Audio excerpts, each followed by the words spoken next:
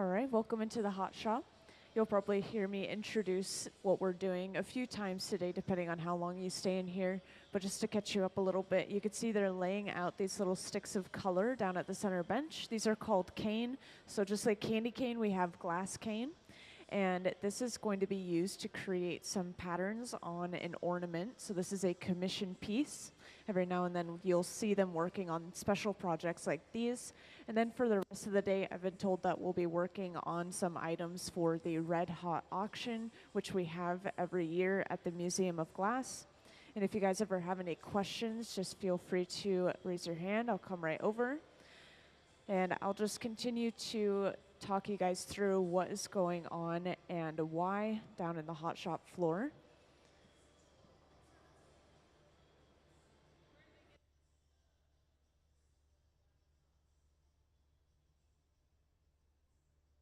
So for these sticks of glass specifically, usually the color that we pull starts off in this bar form right here that we get shipped in.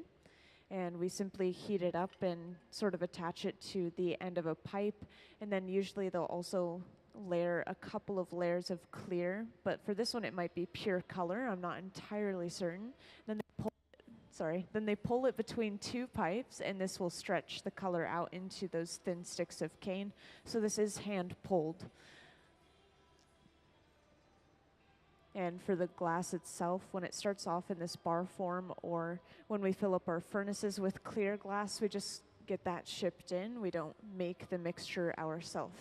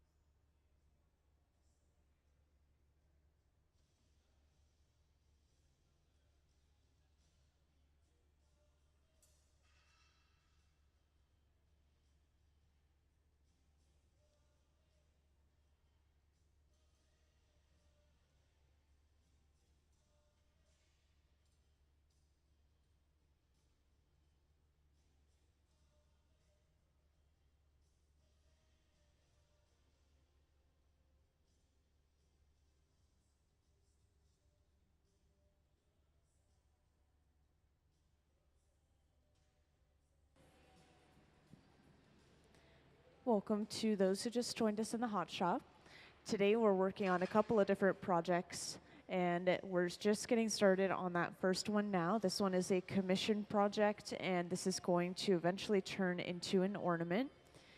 And as you can see, Gabe has just brought over a little clear attachment on the end of a hollow pipe, and this is called a collar. So he had a collar of clear glass, and that collar was able to pick up each of those individual pieces of cane, which were the sticks of colored glass.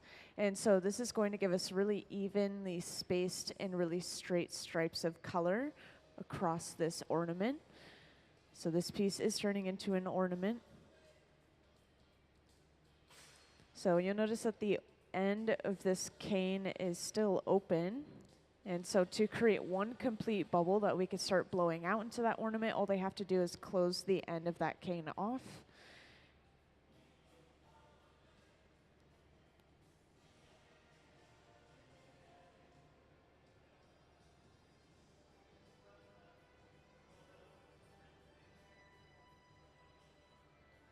And while they're working on making sure that all of the gaps are closed in between each of those pieces of cane, I think I'll pull up a video on cane pulling just whenever you're ready.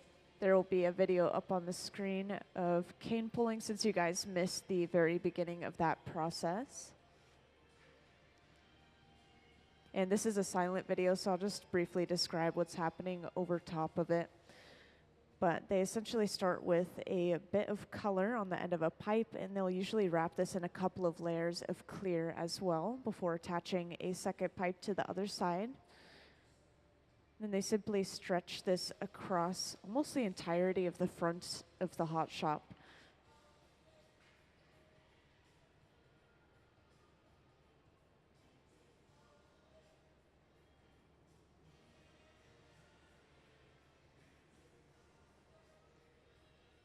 And in the video, you'll see those wooden ladders on the floor. Those are going to protect that hot glass from touching the cold concrete and breaking or cracking from thermal shock. Then they simply chop it up into usable pieces before rolling it up, just as you saw at the center bench.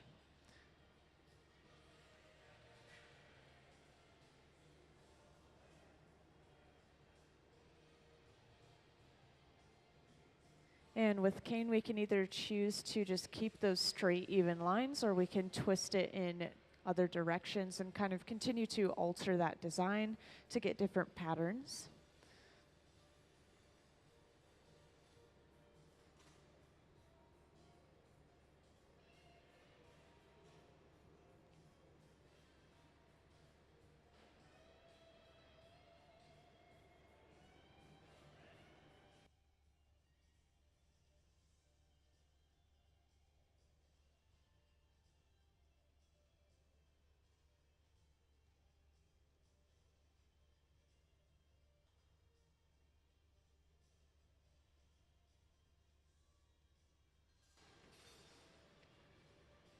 So just then you saw Gabe go in with a pair of jacks, which are those two metal blades, and he fully cinched down with those metal blades and pretty much closed off the end of that cane.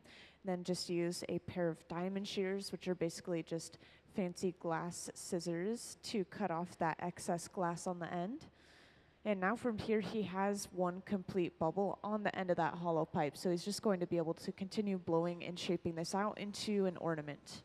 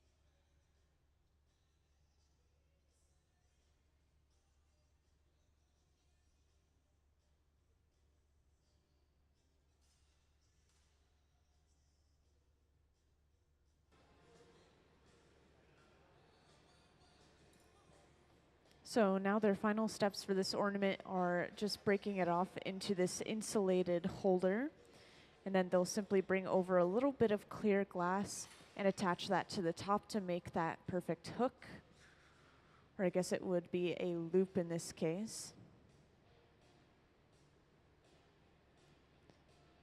And it may be hard to see, but there's a really small hole on the top of this ornament, and so that clear glass will also close off the top of that ornament as well as just creating that loop.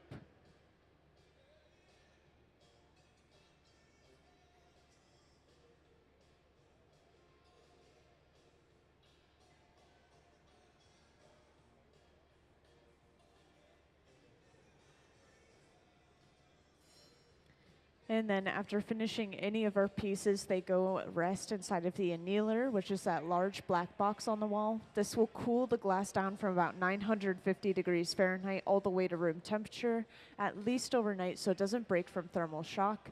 And the thicker the glass, the longer it has to rest inside of the annealer.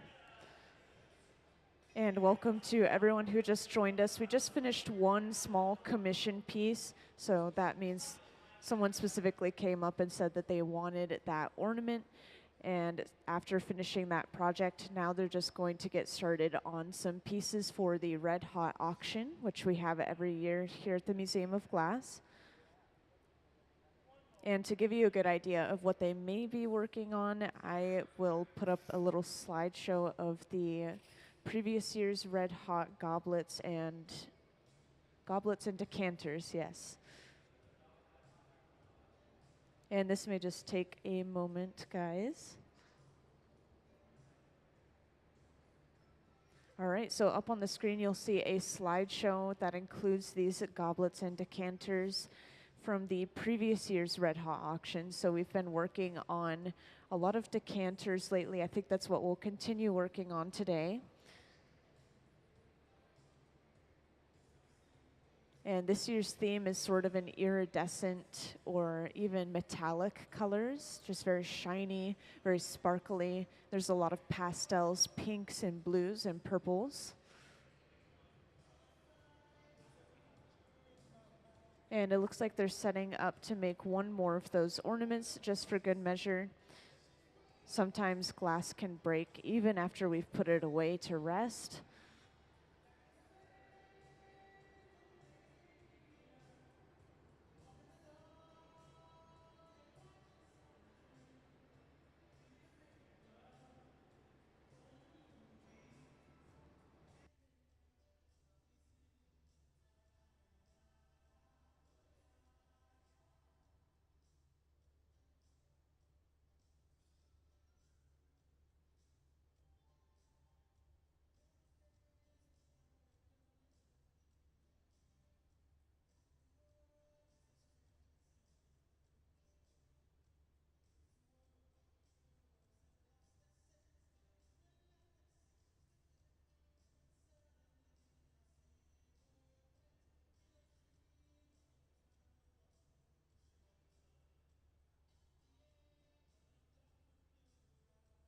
And while they're setting up for this project, I'll give just a quick little rundown of the hot shop for those who haven't been in a hot shop before, and this will describe all the temperatures of everything that we're working with.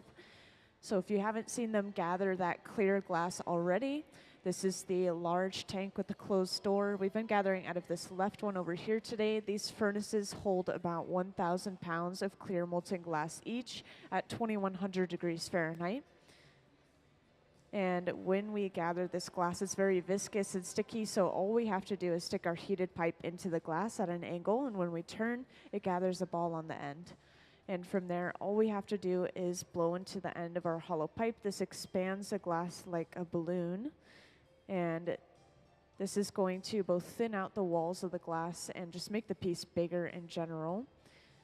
And the open face furnaces at each bench, you'll notice we have multiple running today. These are our reheating furnaces running at around 2,300 degrees Fahrenheit. And we just have 2 of them running today so we can work on multiple parts of the same project at the same time, if not multiple pieces at the same time.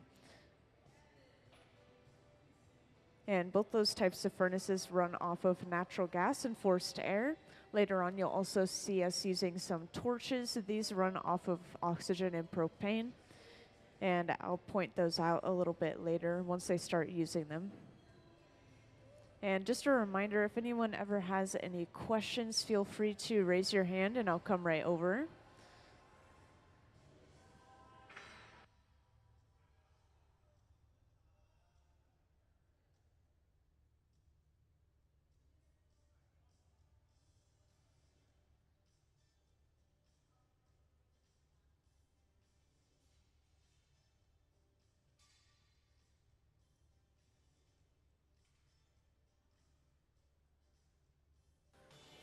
So to get the color in our glass, we use different metals and minerals mixed into the glass itself. We don't make it ourselves, we get it shipped in bar form, much like this little piece of glass I am holding up here. This is called color bar.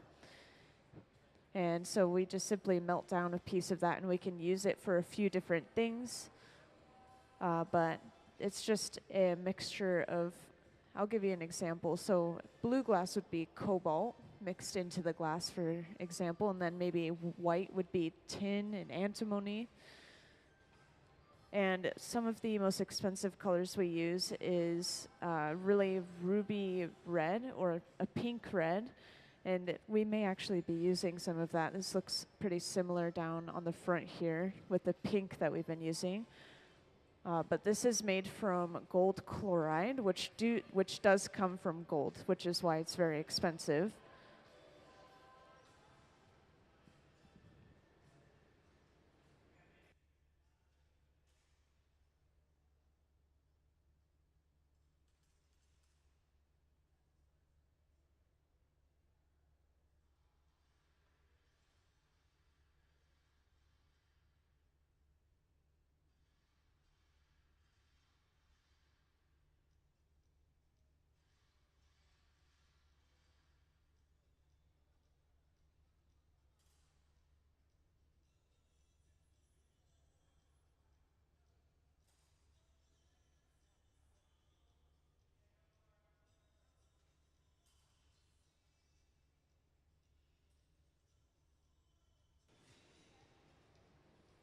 So over on that left bench, that was a pretty quick process, so you may have missed it, but Gabe opened up that clear glass on the end of the pipe, and this has basically just allowed air to go all the way through the pipe and even through that clear glass, creating something called a glass collar. And this is going to pick up that cane around the glass collar and create that bubble of color that you guys previously saw.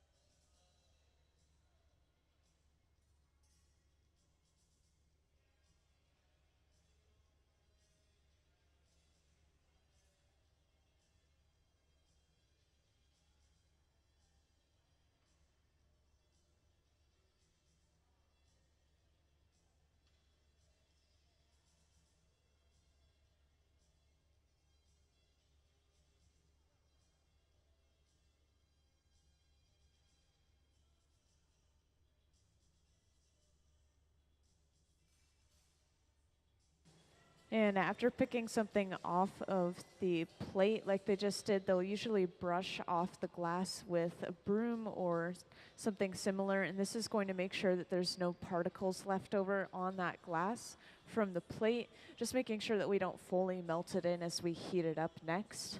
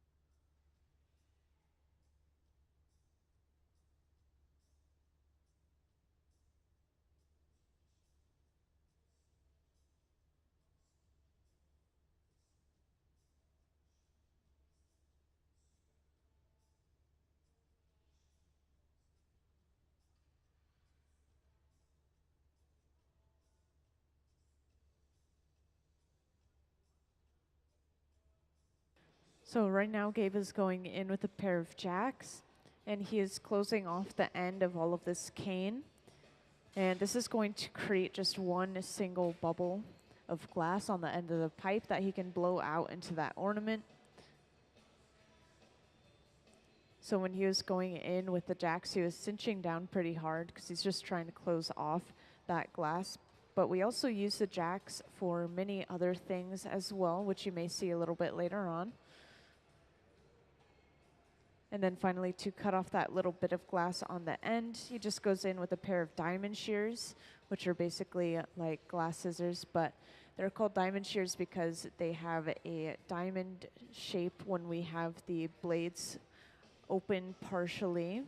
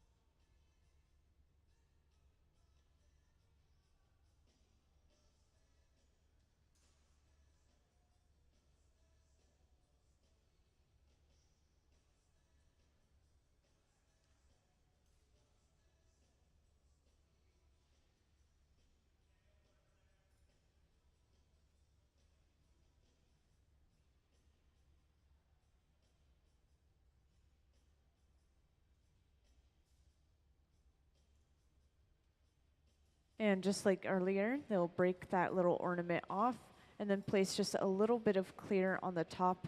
This will close off the opening on the top of the ornament and also allow them to make a little loop for a hook to rest inside of. And that is a really good view up on the screen of them making that hook.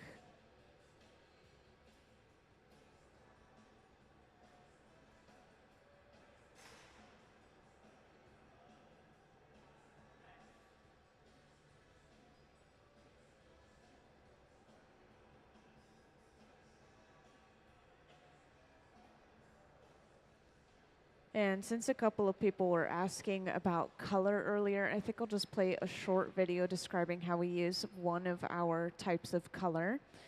And this process is going to be called a color drop or color overlay. So can I have that video, please? The color in glass comes from adding various materials to the mixture of raw ingredients called batch. Most of the colorants are compounds containing some kind of metal. For example, adding cobalt to clear glass creates a deep blue. Tin and antimony can be used to create white glass, and gold chloride can produce a rich red or pink colored glass. Colored glass is melted in furnaces, just like clear glass, and then is usually rolled into bars for storage and easy application. In order to apply color bar to a bubble, we first need to preheat the color to approximately 950 or 1000 degrees Fahrenheit in a color oven or garage. Once warm, the color is then picked up on the end of a punty rod using a little bit of clear glass as a support. The color is then heated in the 2300 degree glory hole to soften it and make it malleable, while another artist creates a small bubble of clear glass on a blowpipe.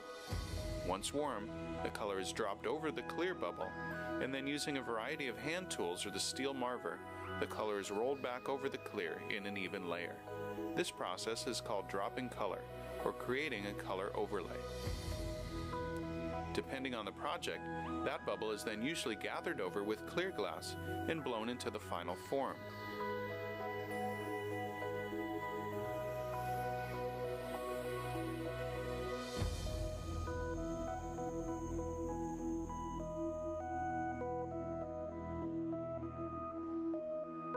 The finished product may appear to be all made from colored glass, but when viewed in cross-section, we can see that there is only a thin layer of color sandwiched between many layers of clear glass.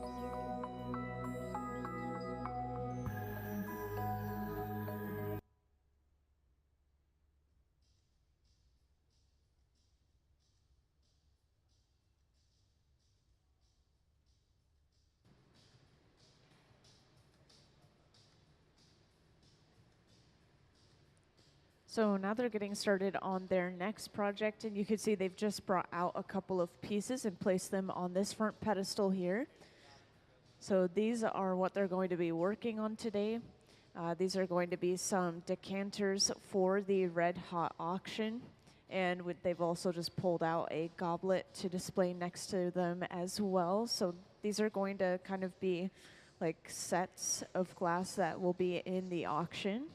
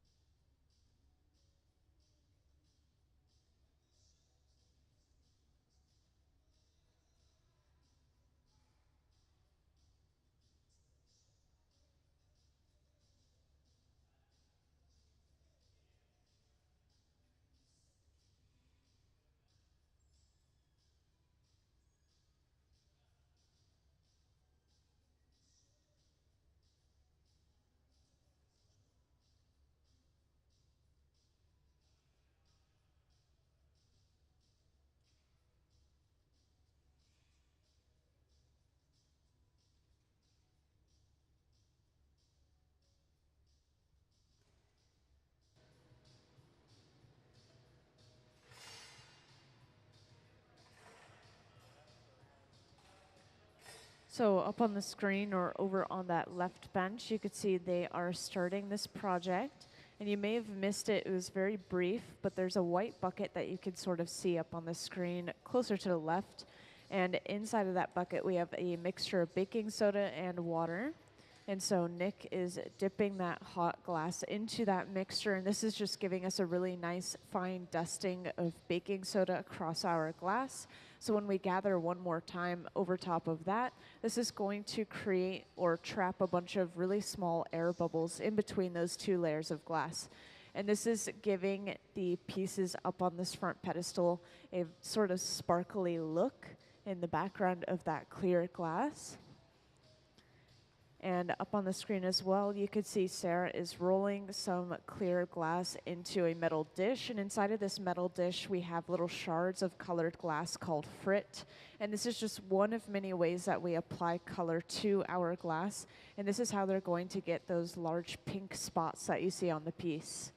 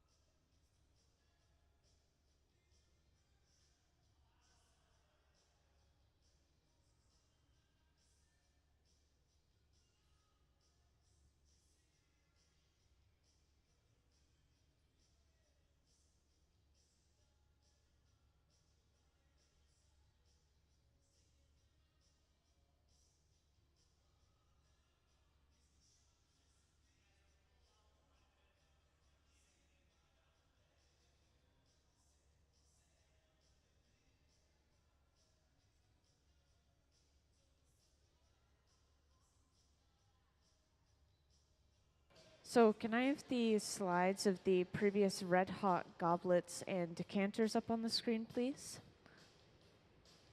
So up on the screen, you'll see a little slideshow. Every year we have an auction at the museum called Red Hot, and it's just to raise money for the museum.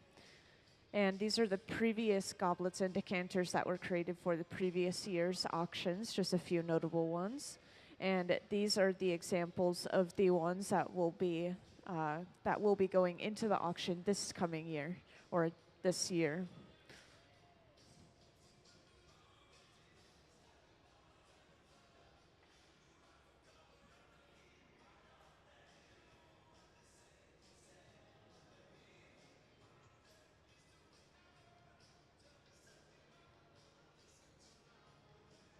And as you can see, Sarah has just gathered a little bit of clear glass over top of all of that color she gathered.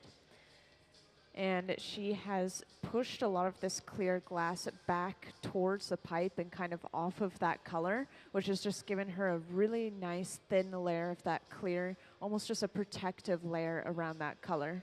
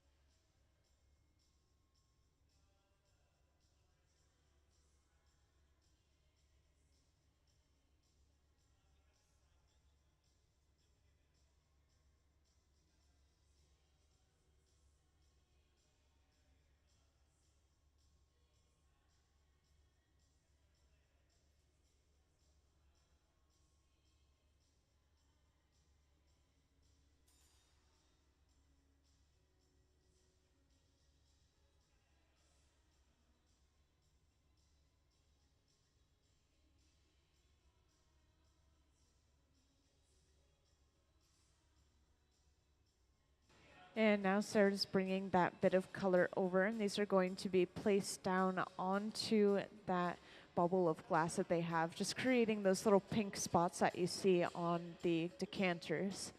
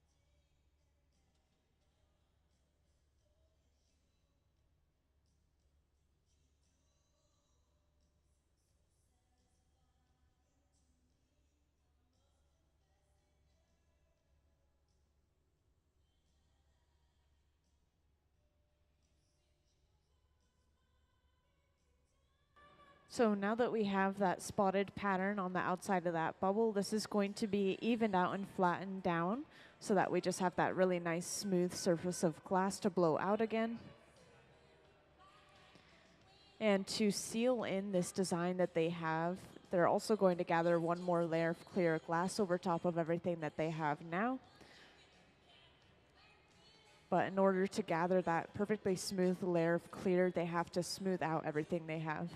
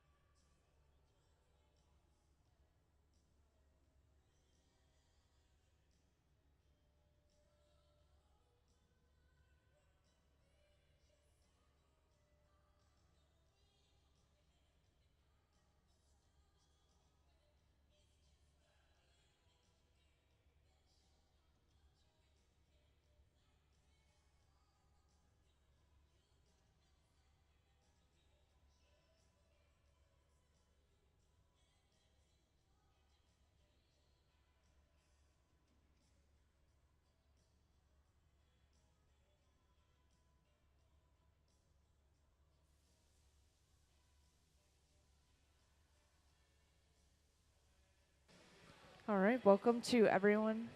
Huh? I will explain everything that's happening through my little rundown. So welcome into the Hot Shop. Today we have just our Museum of Glass Hot Shop team. So these guys work here pretty much full time. And they are working on some items for an upcoming auction called Red Hot. We have the Red Hot auction every year at the museum. And these pieces on the front pedestal here are some examples of what they're making. So they're going to be making decanters, which are the tall sort of vase-like shapes here with the stoppers inside of them. And you could see up on the screen or over on that left bench, we have just started this project. And we have gotten our spots of color over top of that kind of shiny, sparkly layer of clear. And they're waiting for it to cool down before they gather one more time over top of that as well. And if you guys ever have any questions, feel free to raise your hand and I'll come right over. But I'm going to continue to explain what they're doing and why they're doing it as they continue to blow this glass.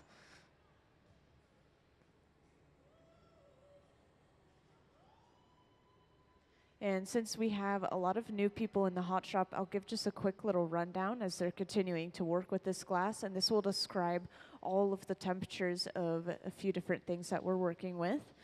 And so everything we do in here starts in our furnaces, which you'll see them gathering out of pretty soon. But this is the large tank with the closed door, kind of to the right of where Nick is working. And these furnaces hold 1,000 pounds of clear molten glass each and run at around 2,100 degrees Fahrenheit. And when the glass is molten, it's viscous and sticky, a lot like honey. So all we have to do is stick our heated pipe into the glass at an angle, and when we turn, it gathers a ball on the end. So everything starts with just a really small bit of glass on the end of a pipe. And then from there, we blow into the end of our pipe, and this expands the glass like a balloon. So even though you can't see through the glass on that left bench, we do have a bubble inside of that glass. And the reheating furnaces are the open face furnaces you see at each bench. And we're using 2 of them today to work on multiple parts of the same project at the same time. And these reheating furnaces are running at around 2,300 degrees Fahrenheit.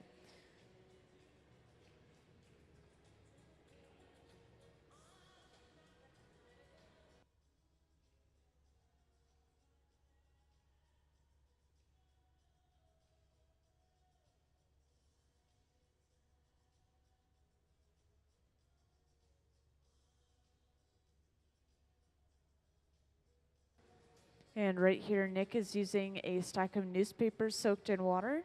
And despite how odd that tool may seem, this is something you'll see glass blowers very frequently use as a tool. It's one of the only flexible tools, and it can also be really close to just using our hands to shape that glass.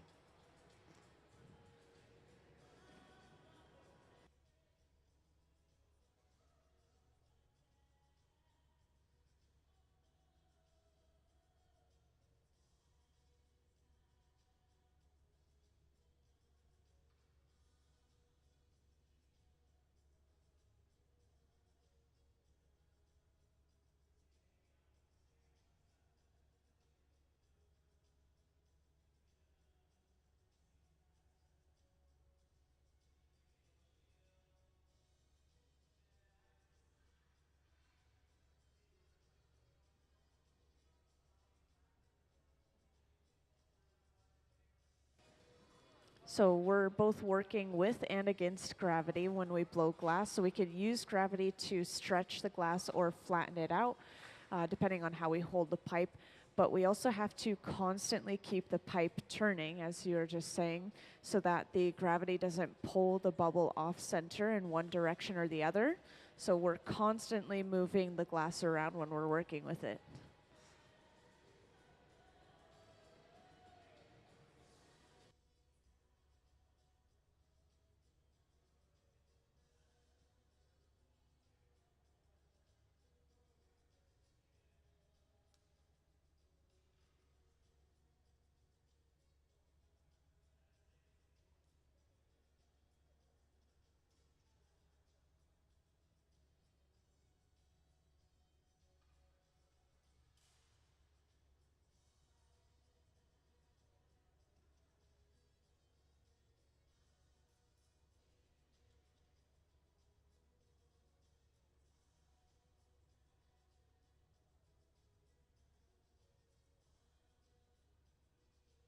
And next, Gabe is going in with a wooden spoon-shaped tool called the block. And this is usually made out of cherry wood and kept in water to help prevent it from burning, as you saw.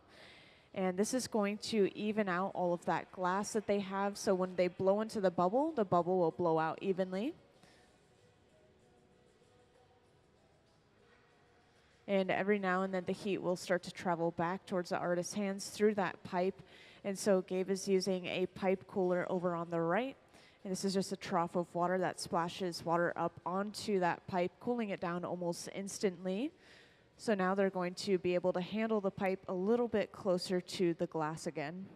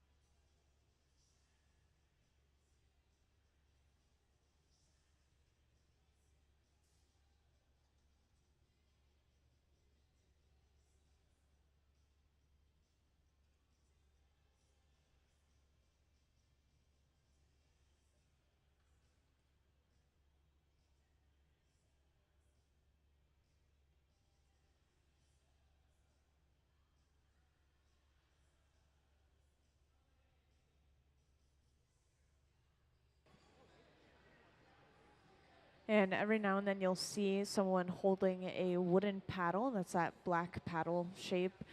It's just so burned because we use it physically to touch the glass many times as well. But sometimes they'll use it to shield the artist's hands and arms from the heat of the glass. The glass is just so hot that it's radiating towards the artist at all times. And this torch that they're using here, this large fluffy flame, is running at around the same temperature as the furnaces at around 2300 degrees Fahrenheit.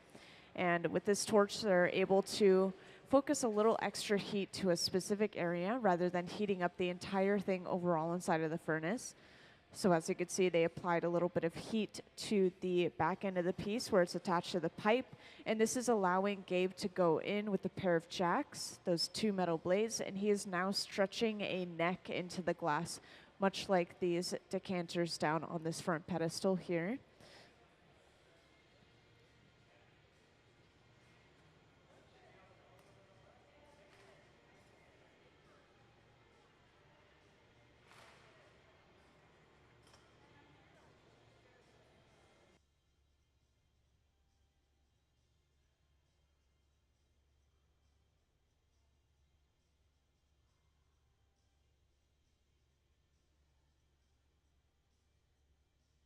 And then next, Gabe went in and he made a jack line with a pair of jacks. That's that divot you see at the top of the neck, kind of near the pipe. And this is where they're going to remove the piece later on from the pipe. So that's an important step in that process.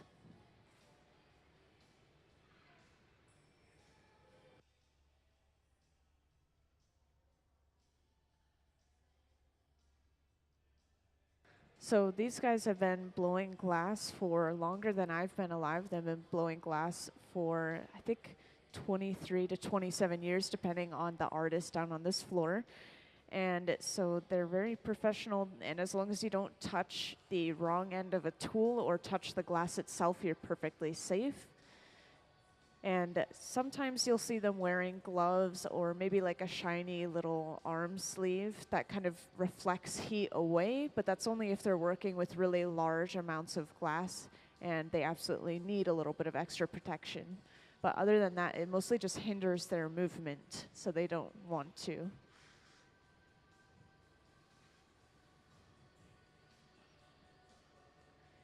And just as I briefly mentioned earlier, this is one example of them using that gravity as a tool. So they were hanging that glass down, and that was elongating the shape, kind of stretching that glass out. And then Gabe very quickly used centrifugal force, or the outward pulling force from spinning, to even further stretch that glass.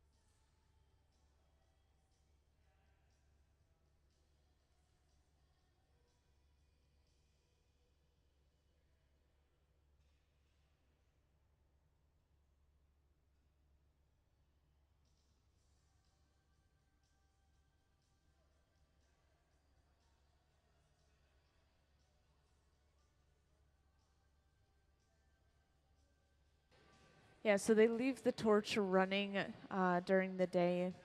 Pretty much every project I've seen. Just in case they need it very suddenly, then all they have to do is reach back and then just use it instead of having to relight it and turn it on. And Yeah, sometimes if something gets too cold, it could crack or break from thermal shock or cooling too quickly. And so if they notice something getting too cold, they need to do that pretty urgently or heat it pretty urgently. And I see a few new faces in here, so just to give a little rundown of what we're doing right here. Today we're working on some red hot decanters. So these are going to be for an auction that we have coming up called Red Hot that we have every year at the museum. And these are the examples of the decanters that we're making today right here. You can see we're working on the bottom of the shape first. And a lot of you probably haven't seen the previous Red Hot goblets and decanters, so can I have that up on the screen, please? So up on the screen, you'll see a slideshow that shows off all of our previous auctions, decanters, and goblets. And we have an example of this year's goblet down on this front pedestal as well.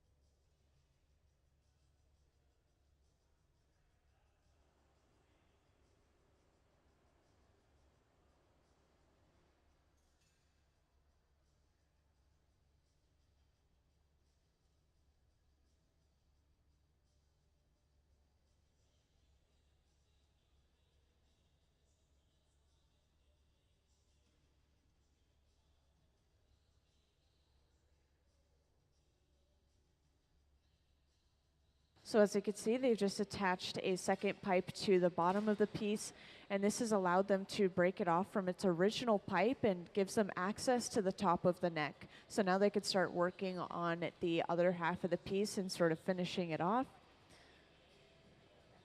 And the second pipe that they attach to a piece, this is a simple connection. The second pipe that they attach is called the punty, but there's many different kinds of punties. And right here, Gabe is just making sure that the piece is on center with the pipe. So if he notices it's off center, he's going to stop and let it fall back on center as he supports the weight with a pair of tweezers. So the glass is kind of cold, kind of hot at this point. It's not hot enough to change shape, but it's probably around 1,000 degrees Fahrenheit. So it's not cold enough to let it crack or break.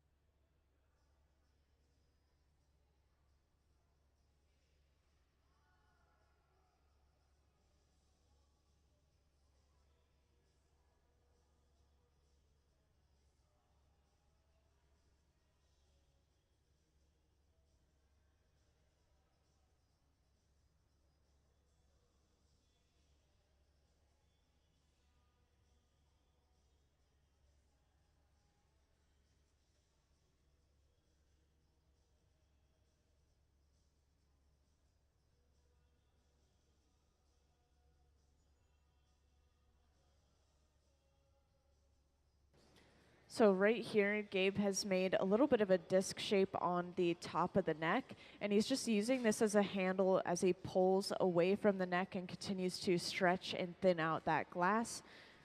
So eventually you'll see him cut that little end piece off as he's just using it temporarily for a handle. And that little cone-shaped tool that you see them use in the opening of the piece, that is called a soffietta. And that blocks off the opening and allows them to blow air into the piece once again. And this is both helping out with thinning the glass a little bit and just expanding the shoulder of the piece.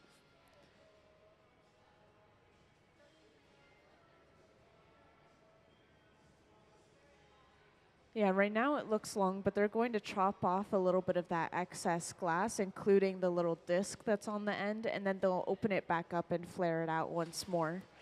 So this process right here is just them being perfectionists and making sure everything is super smooth and even and thin glass.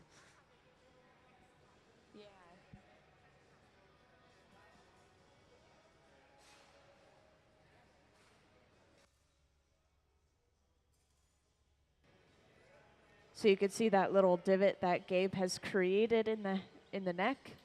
Then he simply goes in with a pair of diamond shears, and he's causing a little bit of shocking by touching the hot glass with that cold metal. And then all they had to do was tap that little bit off. So now from here, they'll open that up finally and then flare it out a little bit, just like the tops of these decanters on the front pedestal.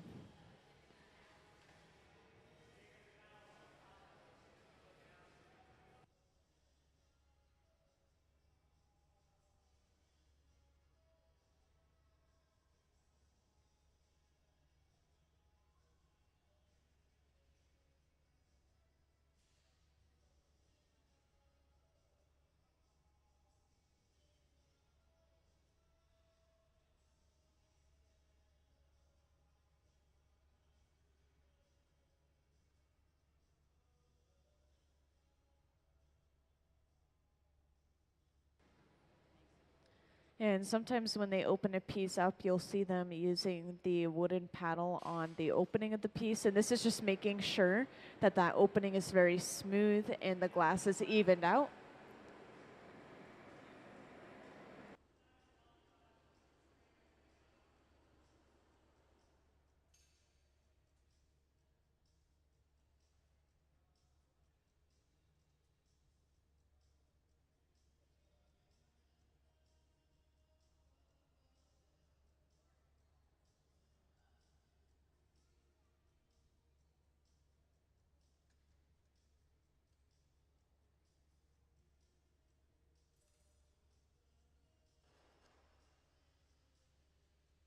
And a little fun fact, this handheld torch that they're using right here is actually the hottest item we have in the hot shop. Despite how small it is, it can get up to around 5,000 degrees Fahrenheit, which is over double the heat of the molten glass.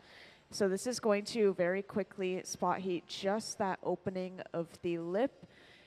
And this is because they only want to alter just that top where they can make the little disc around the opening. So once they have that hot, Gabe is going inside with a pair of jacks, and he's going to very quickly flare that opening out. And after doing that, the piece is pretty much finished. And you'll see them start preparing to break this piece off.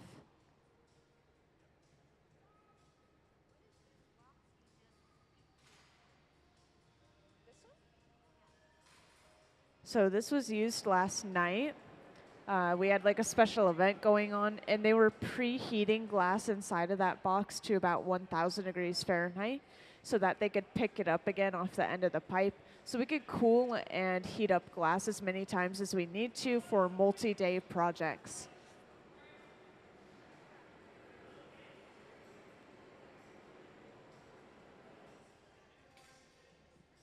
And in preparation for breaking a piece off, you'll always notice them torching that connection area. And this is because they use a little bit of water to break the piece off.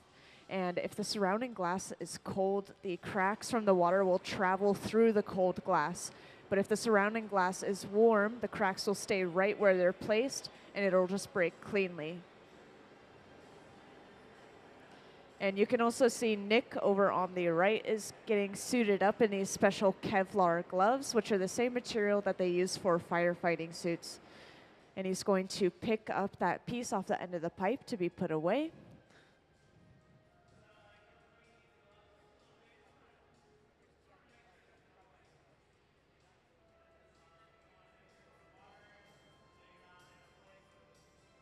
And then to break this off, all they do is they apply a little bit of water to that connection point.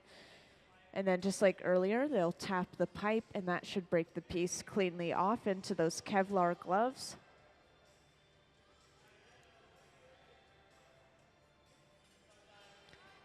And let's give them a round of applause for finishing that decanter. Thank you. And so this is going into the annealer, which is the large black box on the wall. This is going to slowly cool the glass down from about 950 degrees Fahrenheit all the way to room temperature, at least overnight, so it doesn't break from thermal shock. So we won't see that piece until at least tomorrow. So depending on the glass, it may actually look different. So something really interesting when we're working with red, it turns completely black until it cools down almost to room temperature. Even if it's hard glass at 1,000 degrees Fahrenheit, it still looks black. It's really interesting. So sometimes it does change color a little bit when we take it out of the annealer the next day.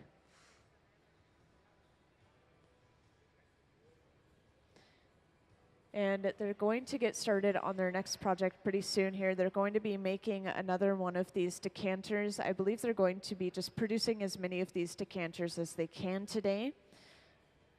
And does anyone have any questions?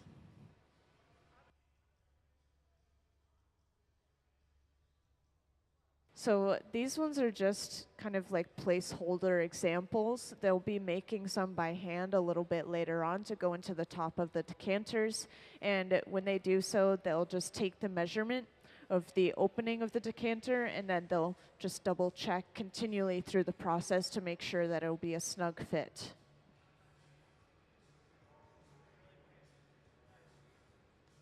They're pretty much all the same, but if you were to look from the side of these pieces, you could see some of them are a little bit taller just by like a couple of centimeters, few centimeters. Some of them are a little bit wider at the base versus a little bit thinner. So there may be slight variation, but they're all going to be the same concept and same design.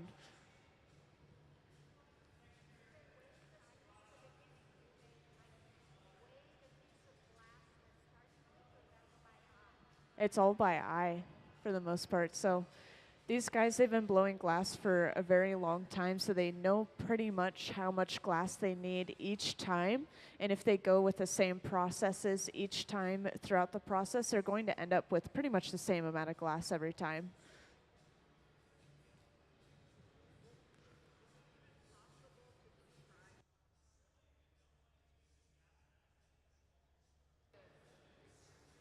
So I've been told that goblets are the most technically difficult thing to make with glass art. If you look at the goblet, you'll notice that it's many individual pieces of thin glass that are all assembled together. And so they start with the cup at the top. They just blow a really thin, clear glass bubble, and they kind of open it up like a bowl. And then they'll set it aside, keep it warm, and then they'll blow this little bit of glass, cut off the end, and then they'll attach like another little piece of glass that's a connecting point between the ball and the stem. And then they attach the stem, and then they blow another little bubble, and they place it onto the bottom of that stem. They open that up into a foot. It's called a blown foot. And then they pull this back out, and they attach it to the top of the stem very quickly, and then immediately put it away. So it's a very quick process, but it's very delicate. So I would say I've watched them make goblets before, and if they're being experimental, I would say 50% of them break. 50% success rate sometimes, but these guys have been blowing glass for a long time, so that's higher than a lot of other, a lot of what other people can do, I'm sure. And we have been live streaming all of our glass blowing. So like what you see up on the screen is live streaming on YouTube right now. and they're saved on YouTube forever as well. So if you wanted to, you could look through our YouTube channel, and you could probably find a day that we were making these goblets and watch that process yourself.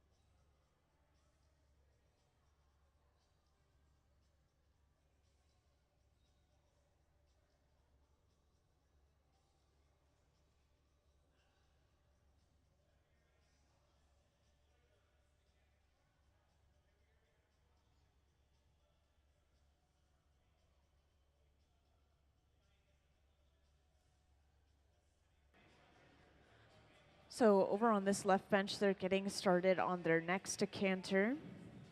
Just a reminder, this is going to be the same decanter over and over, just like the ones on the front pedestal here. They have to make a certain amount of them for this red hot auction that's coming up. And I missed the very beginning of the process over here, but you'll notice that this bubble that Nick has is kind of foggy or cloudy looking, and this is from dipping it in a mixture of baking soda and water. And that baking soda has stuck to the outside of the bubble and created that foggy layer of glass. So when he gathers over this once more, this is going to trap a bunch of air bubbles in between the two layers of clear glass. That's the point of the baking soda. I think they call it soda glass.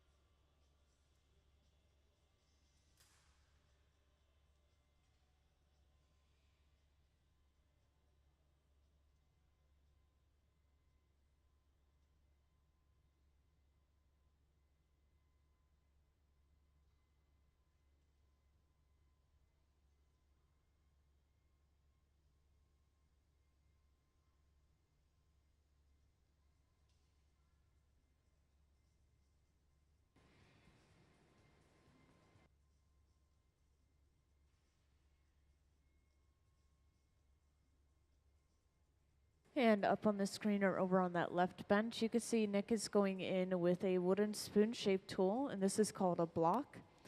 And this is going to even out all of that glass he has so that when he blows into the bubble, as he just did, that's going to make sure that the bubble blows out evenly.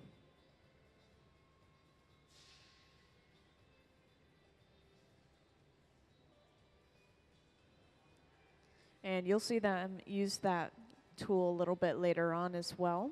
They use it just before they blow into the pipe pretty early on in the process. And over at the center bench, you can see Sarah's working with a bit of glass that has some color on the outside of it.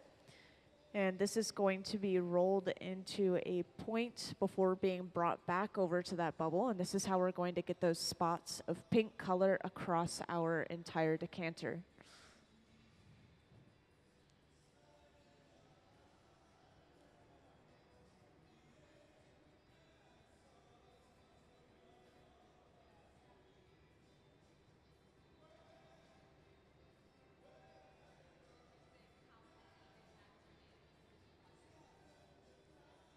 I think they've told me 50 before.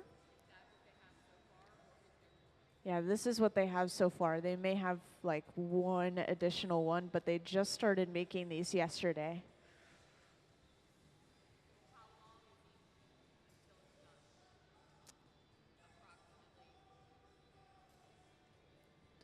I would say these decanters maybe take 30 minutes to an hour. So when we start off in the beginning of the day, it's usually a little bit slower, but as we get into a rhythm of things, it gets a little bit faster. Maybe it evens out at around 45 minutes.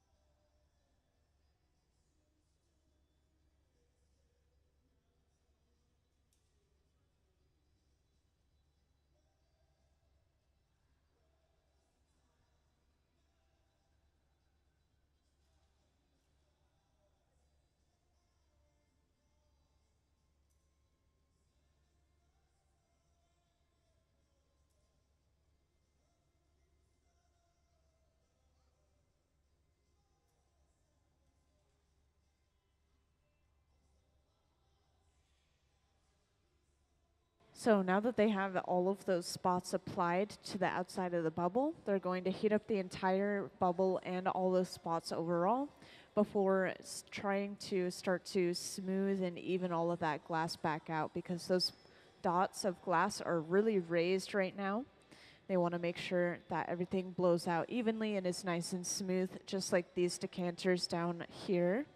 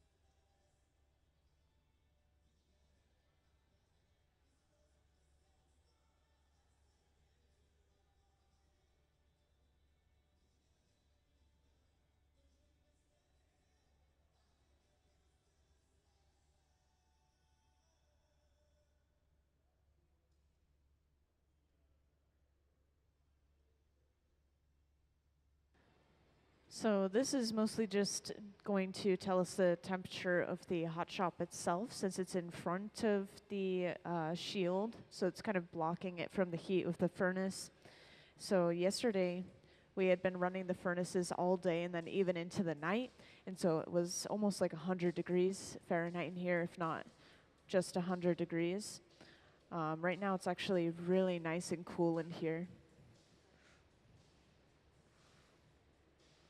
But the furnaces themselves, just in case anyone is new in here, are running at around 21 to 2300 degrees Fahrenheit.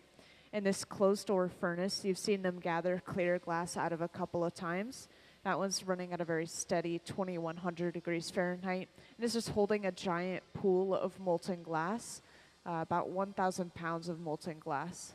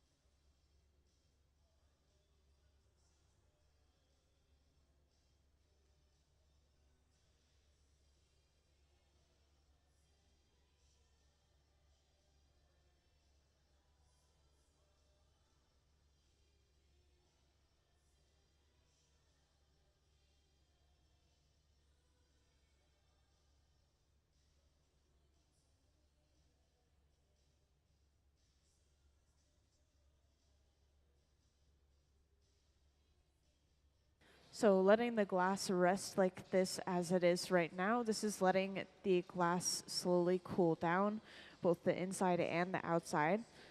And this is going to allow Nick to heat up the surface of the glass without heating up both the surface and the inside. So you can imagine we have all of this design on the surface. We need to make sure that it's completely smooth. We have all of these divots in the glass that we're trying to get rid of.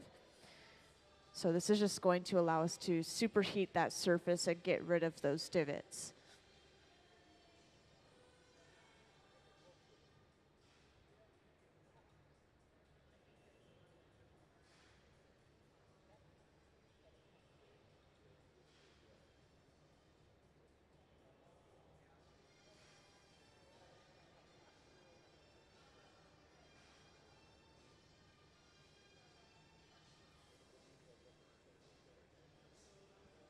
And welcome to everyone who joined us or joined back in. Today we're working on some projects for an upcoming auction called Red Hot. So today we're specifically working on decanters, which are these tall vase-like objects. And we have just started that bubble over on the left bench. We've gotten that sort of glittery pattern of those really small air bubbles that you see in the transparent area. And we've also got these large pink spots applied to the glass as well. So next they just have to work on, right now they're just smoothing all of that glass out, but they'll soon start blowing it into that decanter. And just a reminder for anyone who recently joined, if anyone ever has any questions, feel free to raise your hand and let me know. And you guys are all also welcome to come down and take a closer look at the decanters if you'd like.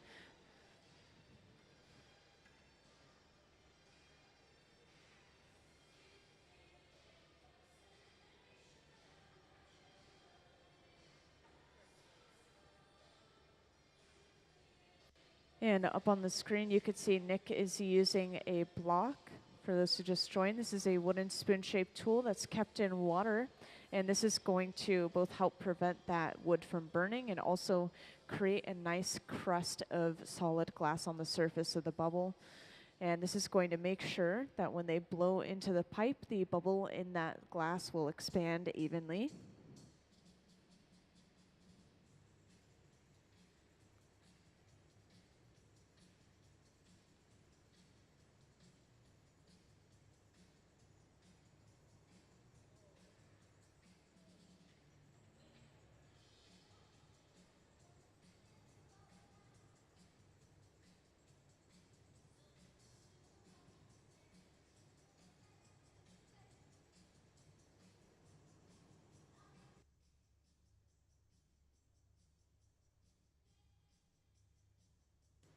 And can I actually have the previous Red Hot auction goblets and decanters up on the screen?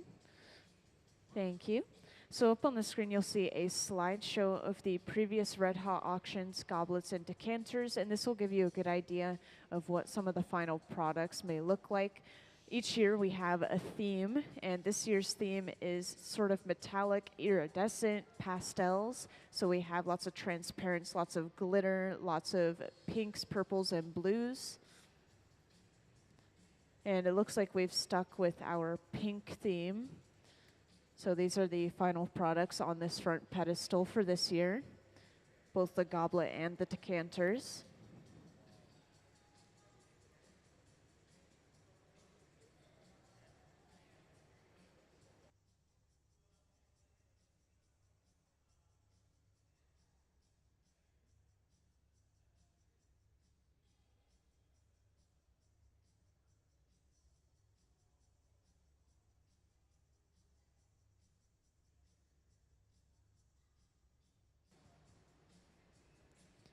And as you can see, they've just gathered one more layer of clear over top of everything that they already had. And they're allowing a lot of that clear to drip back off into a bucket on the floor. And this is called a strip gather. This is just giving them a partial layer of that clear glass. And this could be for a couple of different reasons. They're either going for a very specific amount of glass to hit the same exact size every time, and it could also be to make sure that they have a nice, clear, protective layer over top of the design that they have.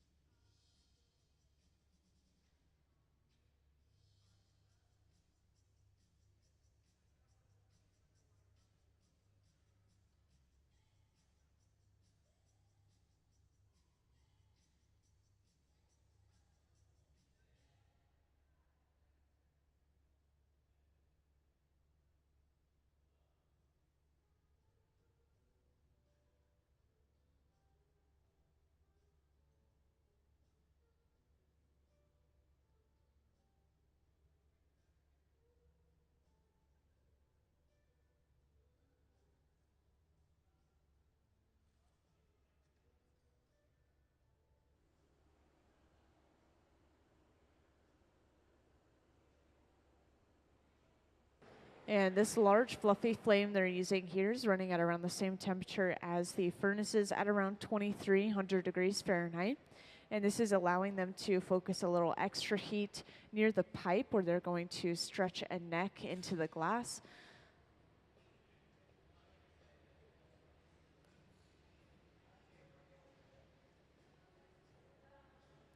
So next you could see Gabe is going in with the pair of jacks. And when he goes in with this, he's not cinching all the way down. He's leaving the jacks quite open, and he's pulling away from the pipe, and this is stretching that neck for the decanter.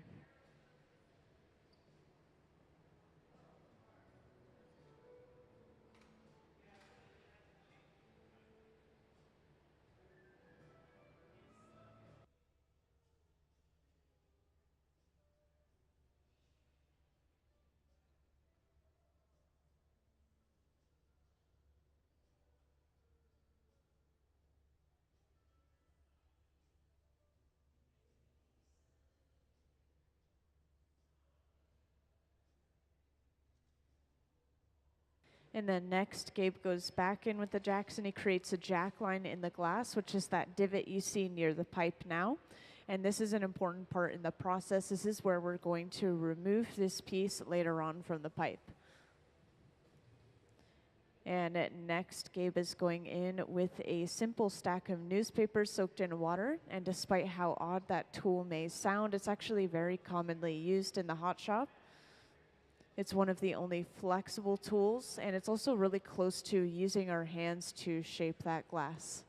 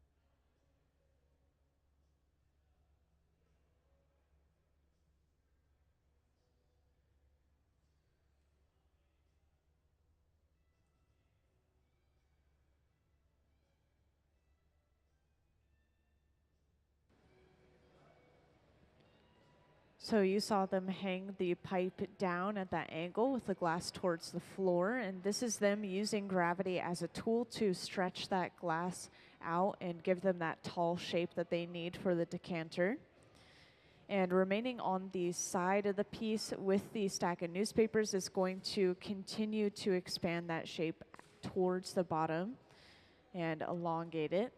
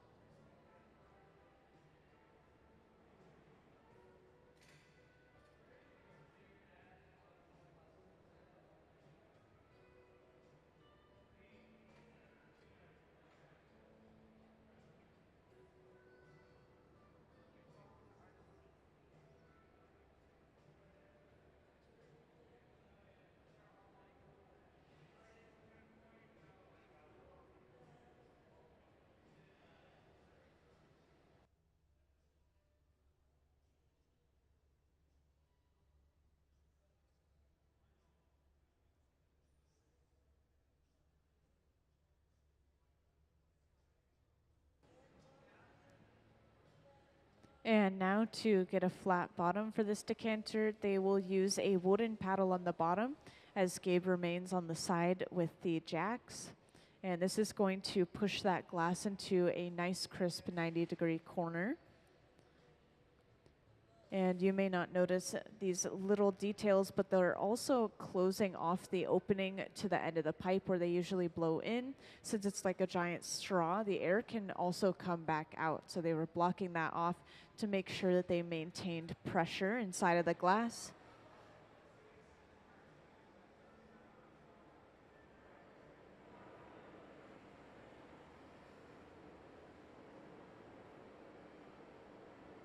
And next you'll see them attach a second pipe to the bottom of the piece, and this is going to allow them to break the piece off from the pipe it's currently attached to and give them access to the other side of the piece, or the top of the neck in this case. And in preparation for breaking a piece off of any pipe, you'll always see them torching the connection area with that large fluffy flame. And this is because they use water to break the piece off. And if the cracks from the water travel through the cold glass, we could break or lose our piece. So the surrounding area has to be warm.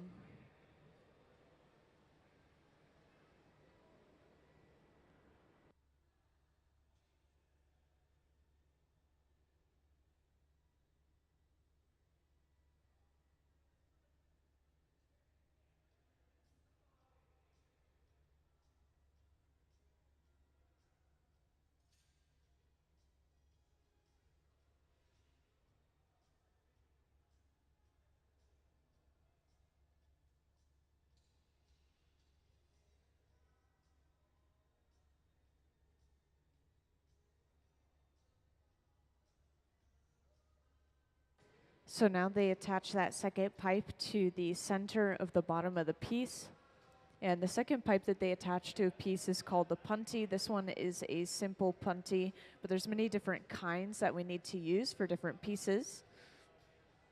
And once they're happy with that connection, they'll go ahead and dip those tweezers in some water before applying that to the jack line, which is that divot you see in the glass. And this is causing shocking and cracking in that glass. And then all they have to do is tap the pipe, and that will break the piece cleanly off.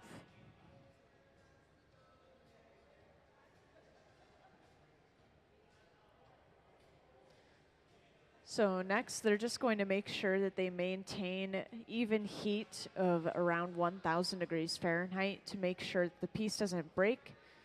And then Gabe is going to go in and just make sure that the pipe is absolutely on center with the bottom. If it's off center, he'll stop and he'll let the glass fall back on center.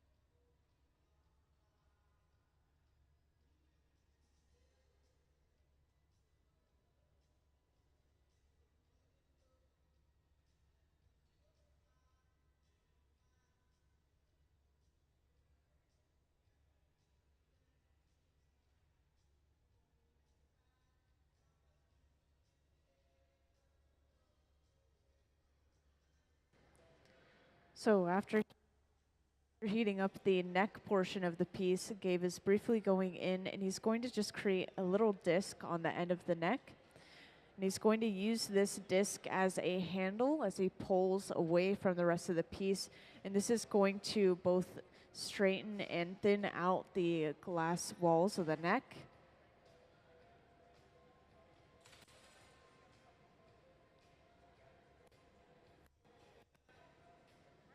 And since they don't need that little handle anymore, you can see he's marking off a section of that neck where he's going to break that little piece off.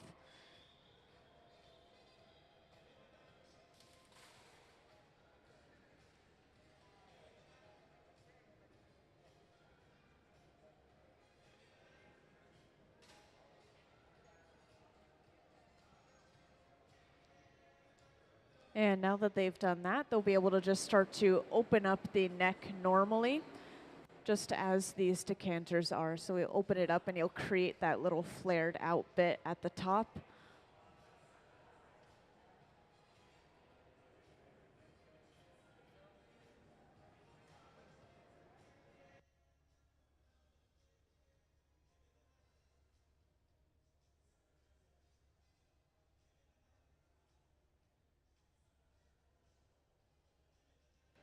And just a reminder for anyone who recently joined, if anyone ever has any questions, you can always raise your hand and I'll come over.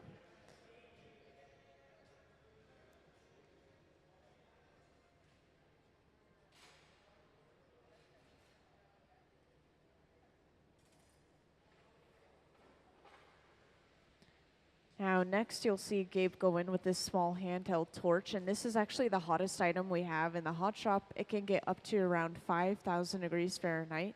That's over double the heat of the molten glass itself. So this is going to very quickly heat up the opening to this neck and allow him to just flare out that one section to create that little disc around the opening.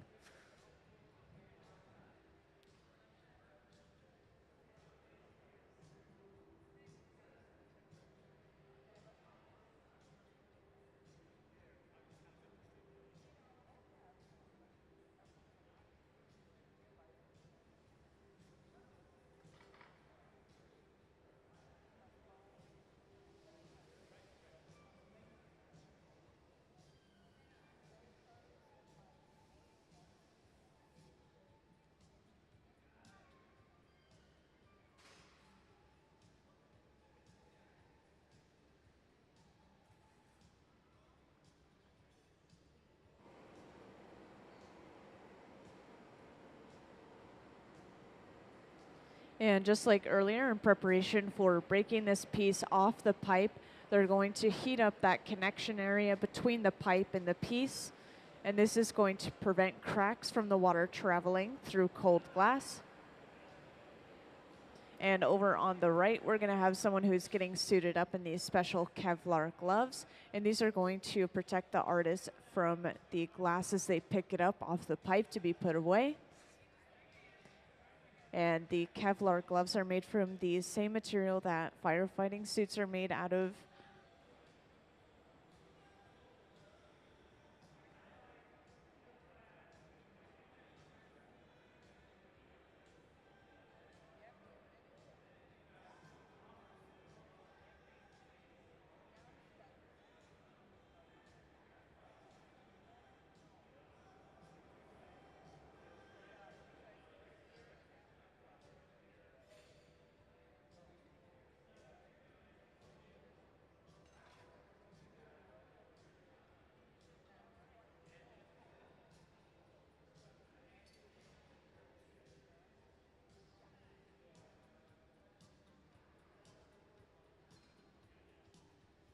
And now to break this piece off, they simply apply a little bit of water to that connection point, causing shocking and cracking in that specific area.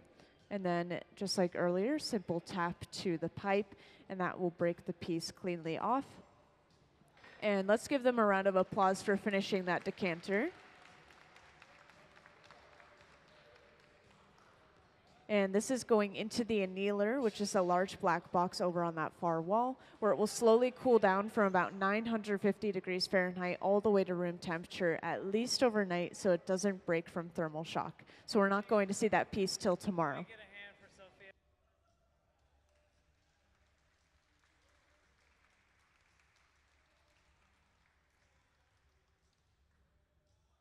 So our new intern, Sophia, she just graduated from Silas. She's been blowing glass about 9 months.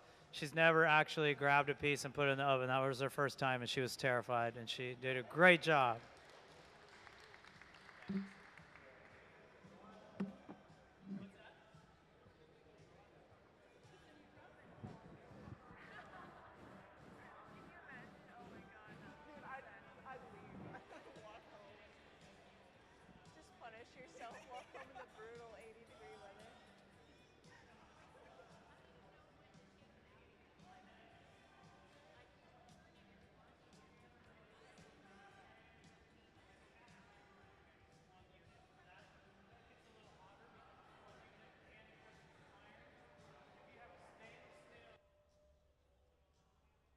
So now they're going to get started on that next project. And like I said earlier, they're going to continue making these decanters throughout the day. They're going to make as many as they can within this time period.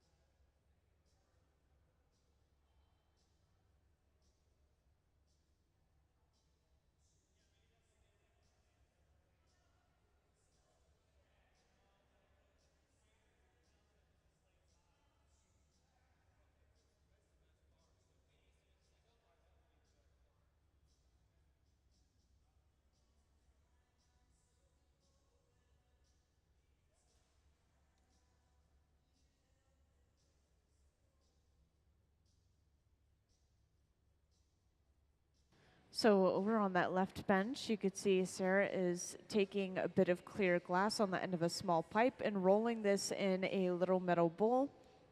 And inside of that metal bowl, we have little shards of colored glass called frit. And this is how we're getting our pink colored spots on the outside of our bottles.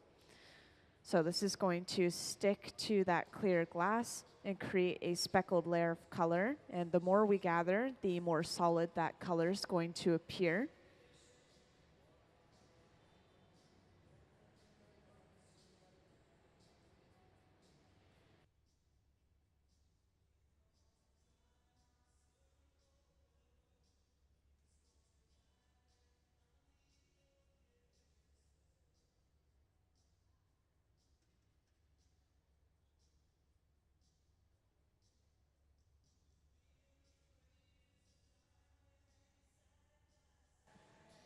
And you also just saw up on the screen or over on that left bench, Nick has a small clear bubble and he just dipped it into a white bucket. And inside of that white bucket, we have a mixture of baking soda and water. And so the water obviously is going to evaporate off of that hot glass, leaving behind a layer of that baking soda. And then we'll gather over top of this once more with clear glass. And this is going to trap a bunch of really small air bubbles inside of the glass, which is giving us this sort of sparkly appearance that you see in the transparent part of the bottle.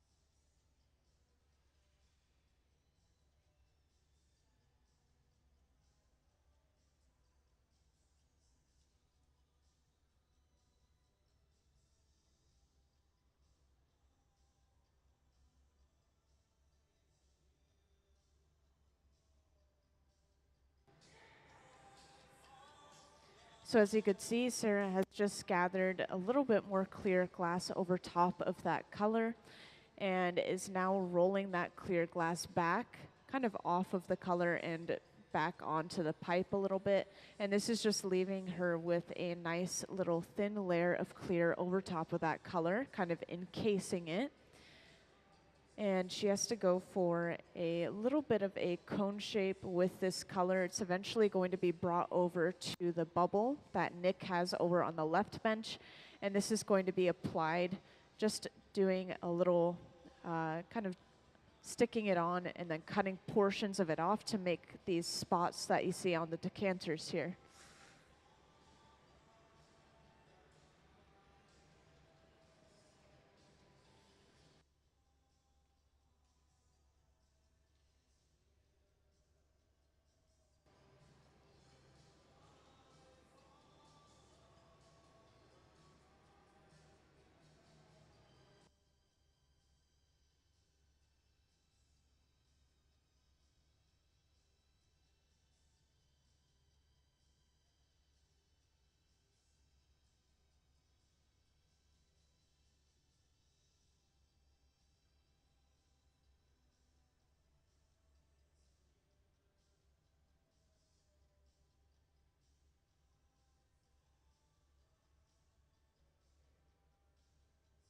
And you'll notice that Nick is really letting that glass bubble cool down quite a bit before Sarah comes over with the color.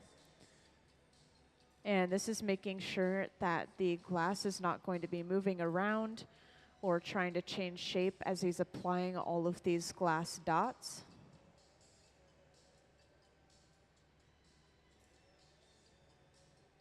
And after applying a few of those glass spots, Sarah's going to have to heat that glass back up in order for it to be soft enough again.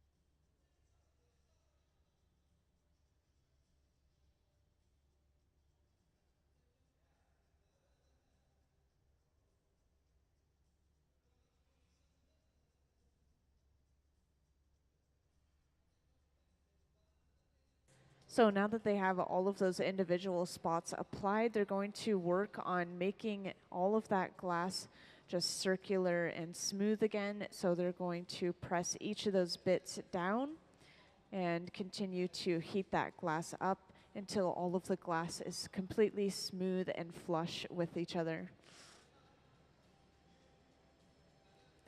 And just in case some of you guys haven't seen this already, can I have some of the previously made red hot goblets and decanters up on the screen, please? So up on the screen, you'll see a little slideshow that shows off the previously made red hot goblets and decanters. So these are all made for the Red Hot auction that we have each year at the museum. And these are all previous years up on the screen. You could see each year we have a different theme. And this year's theme is a sort of iridescent or metallic sparkly colors.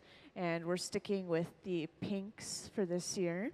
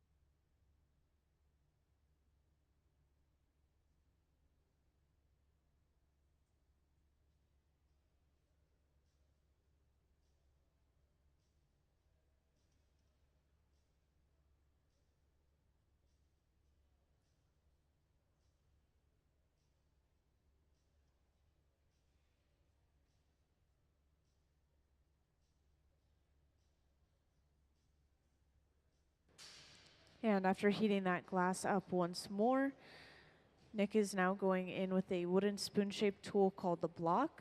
And this is usually made out of cherry wood and kept in water to help prevent it from burning.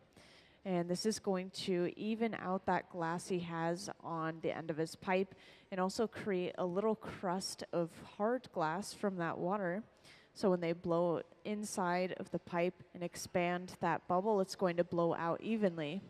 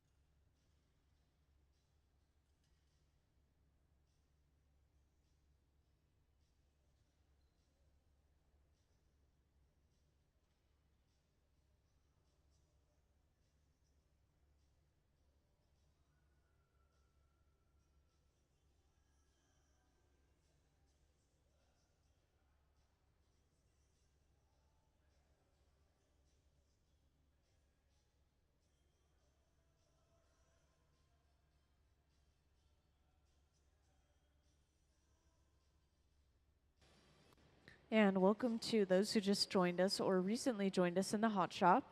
Today we're working on a specific project, which is making these decanters down on this front pedestal here. And as you can see, we've just gotten our pink dots applied to that sort of sparkly transparent background. And these are going to be for an upcoming auction that we have every year called Red Hot. And since I have quite a few new people in the hot shop, I think I'll give just a quick little rundown of the hot shop, and this will describe the temperatures of the different furnaces that we're using.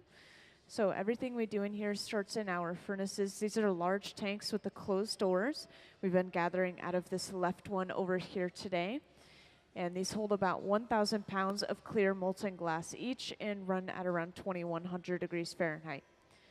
And when the glass is molten, it's viscous and sticky, a lot like honey. So all we have to do is stick our heated pipe into the glass at an angle, and then when we turn, it gathers a ball on the end. And from there, we just blow into the end of our hollow pipe, and this expands the glass like a balloon. And to make sure that we can continue working with our glass, we have to keep it warm. So this is where open face furnaces are coming into play. These are our reheating furnaces. We have 2 of them on right now just to work on multiple parts of the same project at the same time. And these run at around 2,300 degrees Fahrenheit. And we adjust that temperature depending on the thickness of the glass, depending on how quickly we want to heat the glass up as well.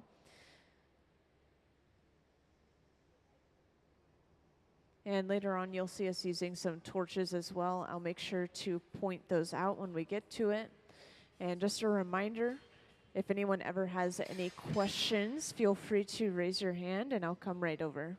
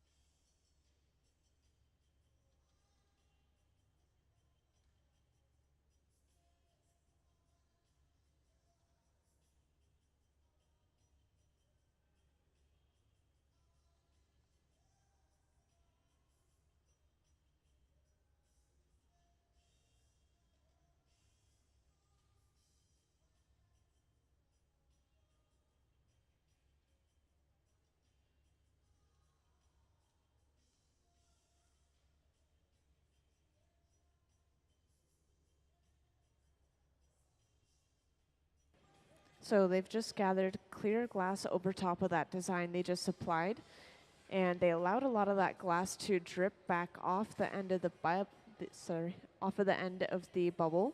And this is called a strip gather. This is just giving them a partial layer of that clear glass. They're going for very exact measurements for this piece, and it also helps coat that patterned layer that they've applied so that it's kind of protected under that transparent clear.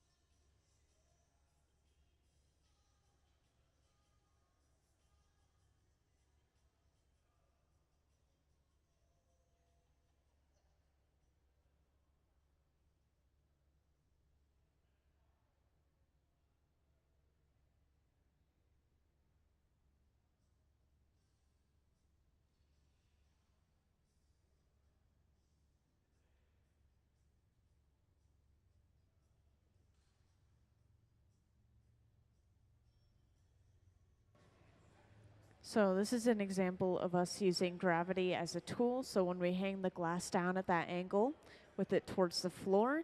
This is allowing that glass to stretch, and it's giving us a longer shape, which we definitely need for these decanters. And this tool that Gabe is using here is simply a stack of newspapers soaked in water. And despite how odd that tool may seem, it's actually very commonly used in the hot shop. And it's one of the only flexible tools, and it's also really close to using our hands to shape the glass. And here's an example of them using the torch as well. So this large fluffy flame is running at around the same temperature as the furnaces at around 2300 degrees Fahrenheit. And this is going to allow them to apply a little extra heat to a specific area that they want to alter rather than heating up the entire thing overall. So next you're going to see Gabe go in with the pair of jacks, which are those two metal blades.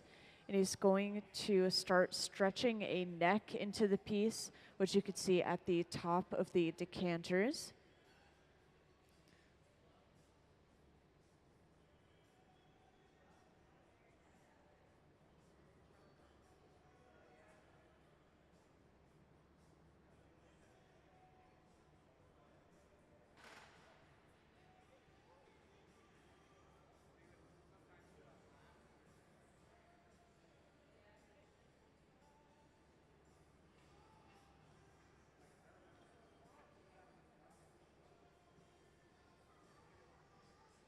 And then Gabe will go in once more with the jacks, and he's creating something called a jack line, which is, you'll see in a second, a divot in the glass. And this is where we're going to remove the piece from the pipe a little bit later on.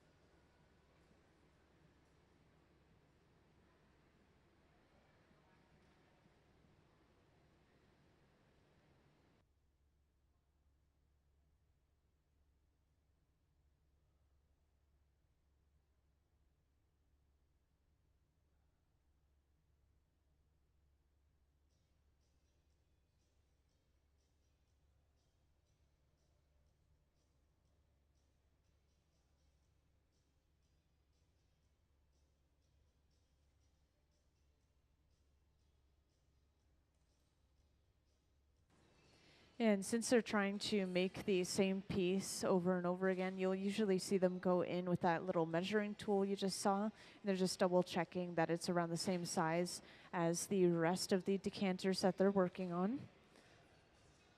And all of them may very slightly vary from each other, but this is going to be fine. They're all handmade. And so it just shows that there was someone that was actually making it.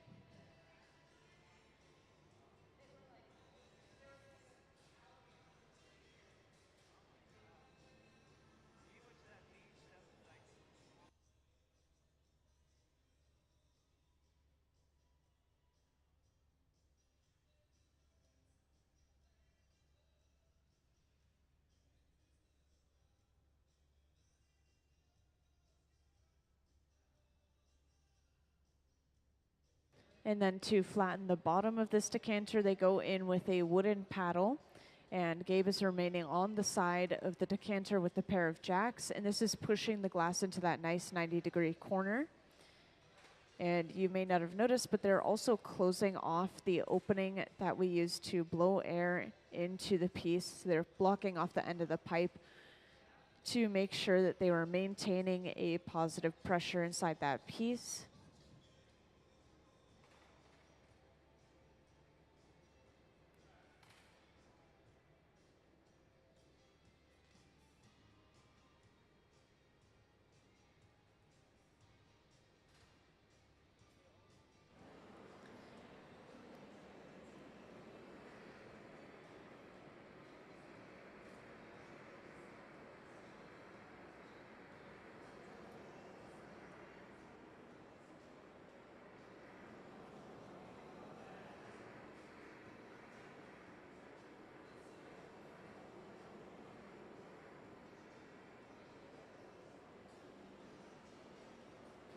And next you'll see them attach a second pipe to the bottom of the piece so that they can break the piece off from its original pipe and give them access to the top of the neck. And the second pipe that they attach to a piece is called the punty, whether it's a simple connection like this one that you'll see or something a little bit more complex. And before breaking a piece off, you'll also usually notice them torching that connection point, as you just saw Gabe doing for a little while. And this is in preparation for breaking that piece off because we place a little bit of water at that connection point to break it off. And if the surrounding glass is cold, the cracks from the water will travel through that cold glass. But if that surrounding glass is warm, the cracks from the water will not travel.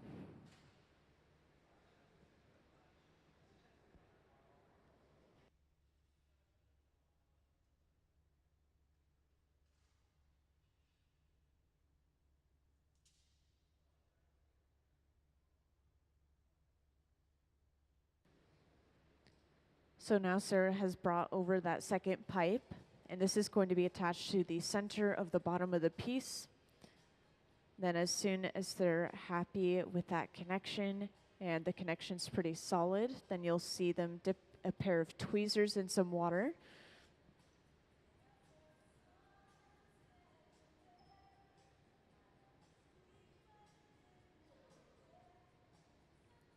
And then they'll just apply a little bit of water to that connection point right in that divot. And then a simple tap to the pipe, and that breaks the piece cleanly off.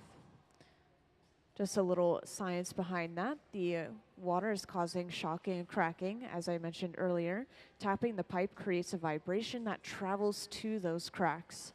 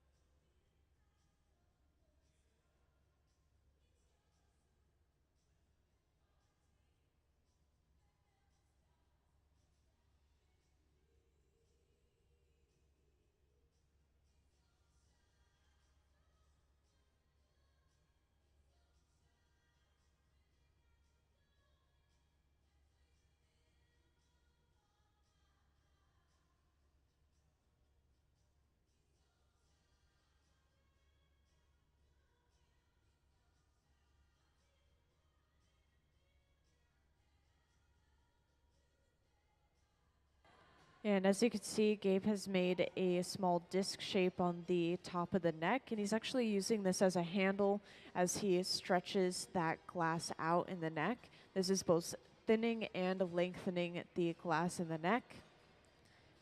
And that little cone-shaped tool they just used is called the Sophietta. They use that to blow just a little bit of extra air into the glass, possibly to inflate the shoulder or just thin out that glass a little bit more.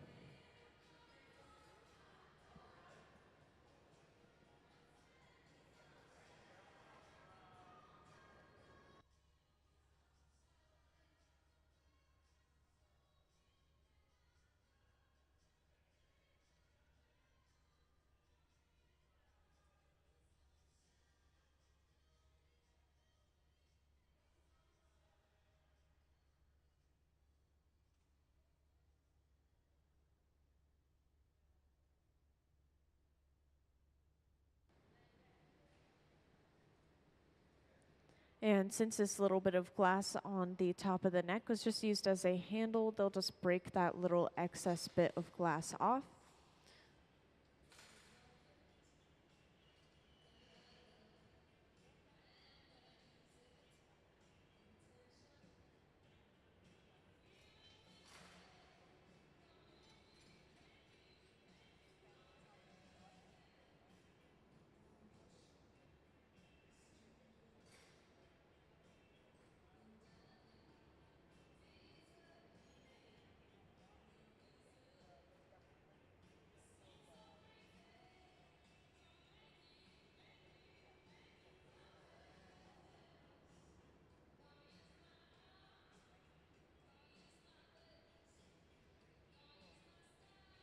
And then from here, they're just going to open up the neck a little bit more before flaring out the very top of it. And this is going to create that look that we're going for with these pieces on the front pedestal.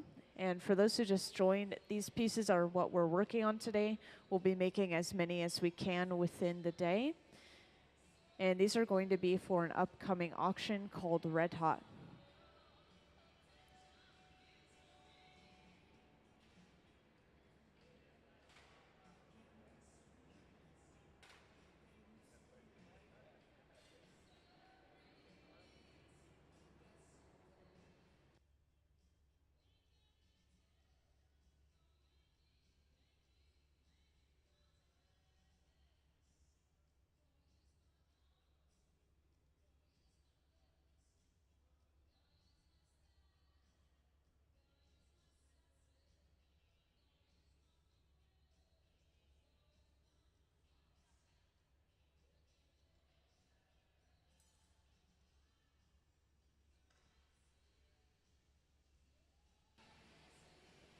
And next, Gabe is going in with this handheld torch. Despite how small this is, it's actually the hottest item we have in the hot shop. And it could get up to around 5,000 degrees Fahrenheit, which is over double the heat of the molten glass.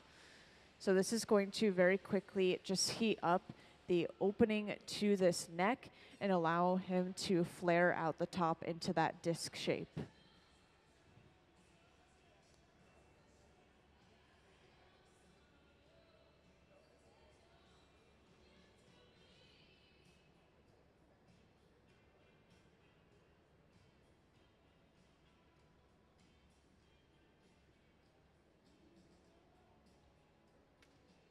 And to make sure it's perfectly straight, they'll also use a wooden paddle on the top of that disc as the jacks remain on the underside of the disc.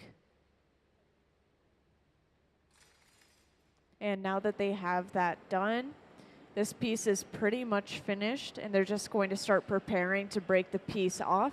And just like earlier, we need to torch that connecting area between the pipe and the piece. Otherwise, the cracks in the water could possibly travel through the cold glass.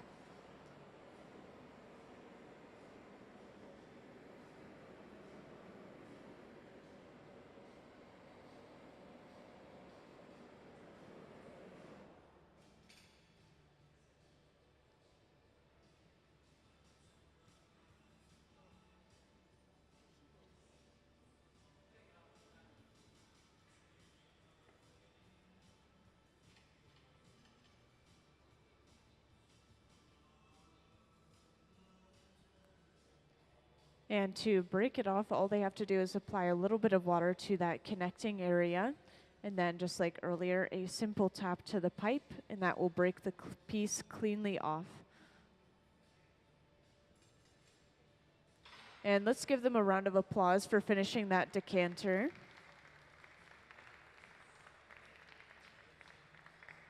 This is going into the annealer, which is the large black box over on that far wall. This will slowly cool the glass down from about 950 degrees Fahrenheit all the way to room temperature, at least overnight, so it doesn't break due to thermal shock. So we're not going to see that piece until at least tomorrow. And since I've gotten a lot of questions about color, I'm going to just play a quick video describing one of our color application processes. So can I have the color overlay video, please? The color in glass comes from adding various materials to the mixture of raw ingredients called batch. Most of the colorants are compounds containing some kind of metal. For example, adding cobalt to clear glass creates a deep blue. Tin and antimony can be used to create white glass, and gold chloride can produce a rich red or pink colored glass. Colored glass is melted in furnaces, just like clear glass, and then is usually rolled into bars for storage and easy application. In order to apply color bar to a bubble, we first need to preheat the color to approximately 950 or 1000 degrees Fahrenheit in a color oven or garage. Once warm, the color is then picked up on the end of a punty rod using a little bit of clear glass as a support. The color is then heated in the 2300 degree glory hole to soften it and make it malleable, while another artist creates a small bubble of clear glass on a blowpipe. Once warm, the color is dropped over the clear bubble, and then using a variety of hand tools or the steel marver, the color is rolled back over the clear in an even layer. This process is called dropping color, or creating a color overlay. Depending on the project, that bubble is then usually gathered over with clear glass and blown into the final form.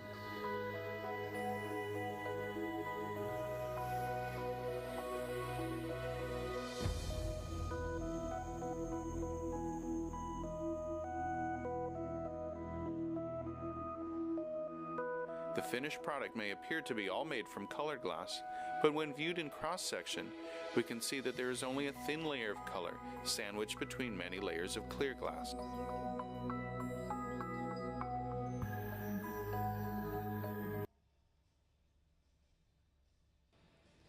So now they're getting started on that very next decanter right away. And if you look up at the screen or over on that left bench, you could see a white bucket on the floor. And inside of this bucket, we have a mixture of baking soda and water.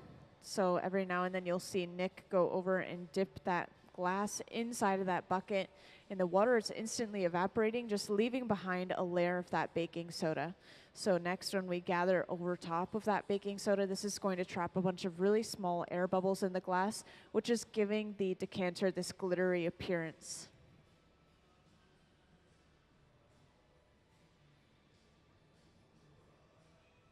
And at the same time, Sarah is preparing a bit of color on the end of a small solid pipe. And this is going to be used to create these spots of pink color that you see on the sides of the decanters.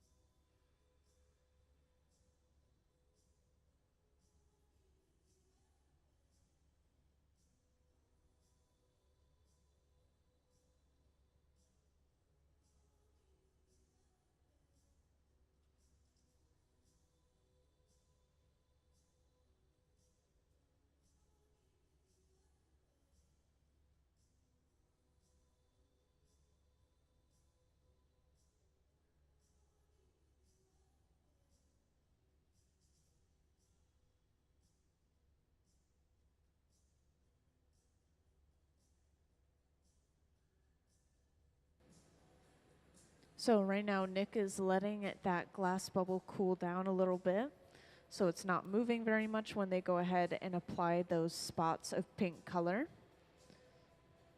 And now Sarah has come over with that color.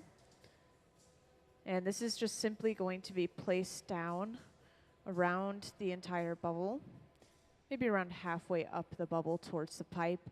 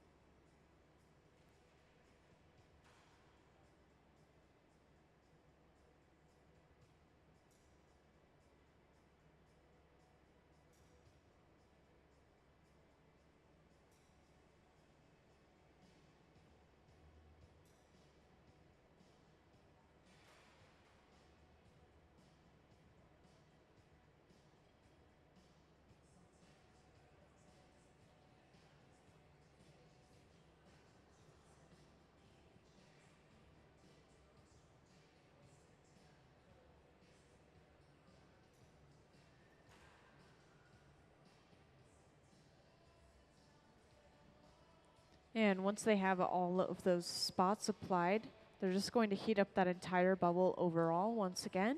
And this is going to start the process of them making sure that the glass is all smooth and even. So right now all of those spots are raised on the outside of that bubble, but we just want it to be smooth and flush again.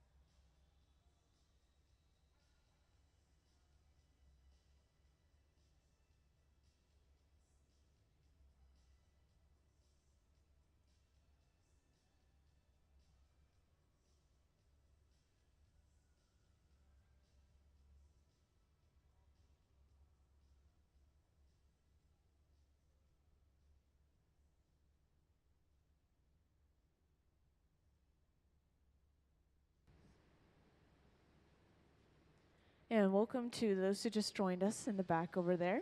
Today we're working on these decanters that you see on the front pedestal right here. And as you can see, we've already got our sort of glittery clear background for the decanter, and we've already applied those pink spots. So next they just have to gather a little bit more clear glass for both mass and also sealing in that design, and then they'll start blowing it out into that decanter. And just a reminder, if anyone ever has any questions, feel free to raise your hand and I'll come right over.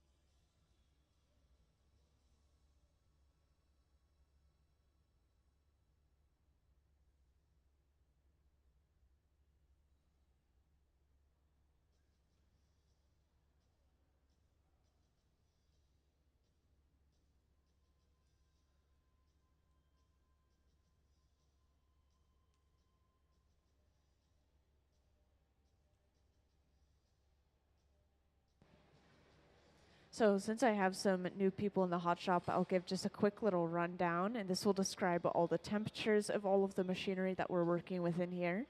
So everything we do in here starts in our furnaces, which you just saw them gather out of over on the left. These hold about 1,000 pounds of clear molten glass each and run at around 2,100 degrees Fahrenheit. And this furnace, when the glass is molten, the glass is very viscous and sticky, a lot like honey. So all we have to do is stick our heated pipe into the glass at an angle, and when we turn, it gathers the ball on the end. And from there, we just blow into the end of our hollow pipe. This expands the glass like a balloon. So even though you can't really see inside of this glass right now, there is a bubble that's inside, and we're just continuing to expand it, blowing that glass bigger and thinner. And to keep our glass hot, this is where our open face furnaces are coming into play. We have 2 of them on at the moment, just so we can work at multiple benches at the same time. But these are running at around 2,300 degrees Fahrenheit. And there's nothing inside of those open face furnaces other than that heat that we're using to continue to work with the glass. And they always start their projects or start their bubbles over on the side benches, and then they bring it over to the center bench once they're ready to start blowing it out and shaping it into their final piece.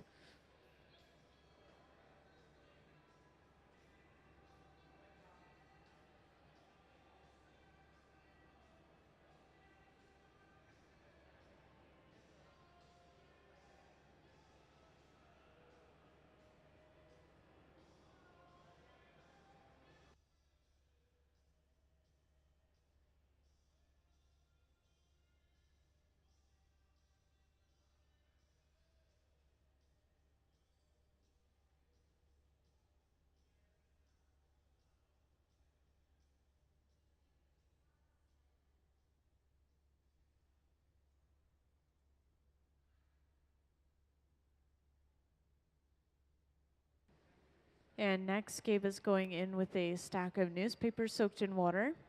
And despite how odd or simple that tool may sound, it's actually very commonly used in the hot shop.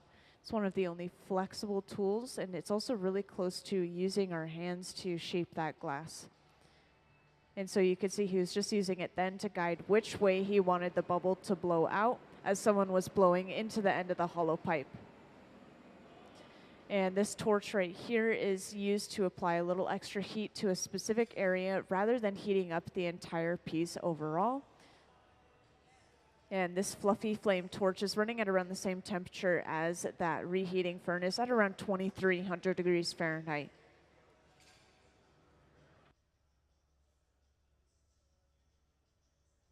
So next, Gabe goes in with a pair of jacks, which are those two metal blades, and he's actually going to pull a neck. So he's not closing down these jacks all the way. He's leaving them open, and he's pulling away from the pipe, and this is creating a neck for the decanter, much like these ones on this front pedestal.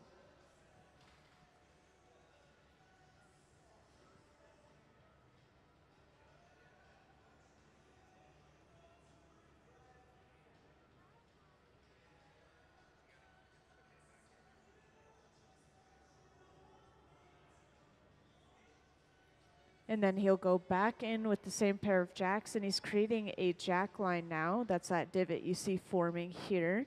And this is where they're going to remove the piece from this pipe later on.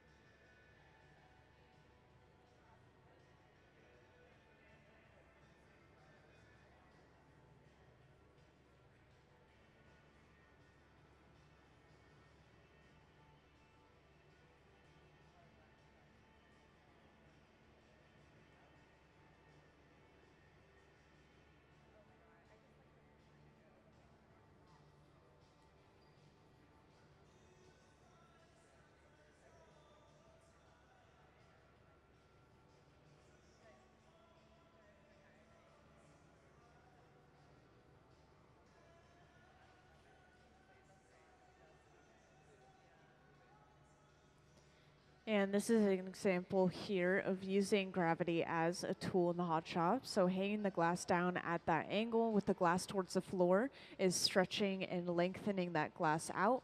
We are going for a taller shape with this decanter, so you're going to see them stretch it quite a bit.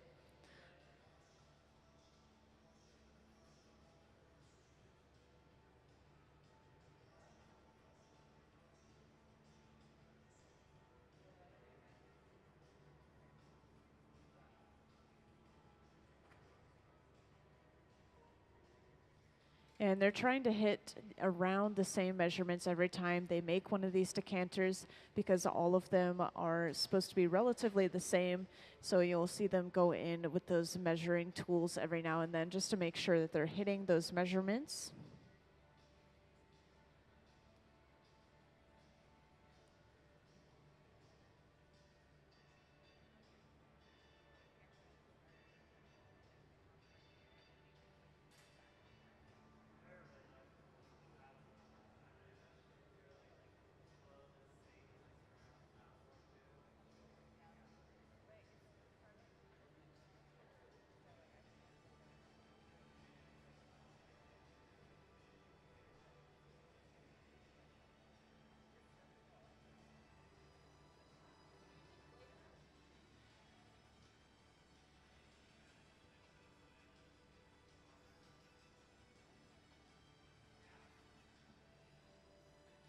And next you'll see them flatten the bottom of this decanter using a wooden paddle.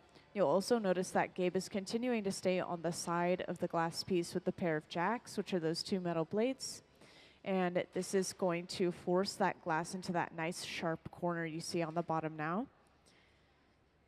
And you may not have seen this small detail as well, but they're also making sure to block the opening to the end of the pipe, and they're keeping a positive pressure inside of the piece as they flatten the bottom. And this is going to make sure the glass doesn't collapse on itself or change shape in a way that they don't want it to.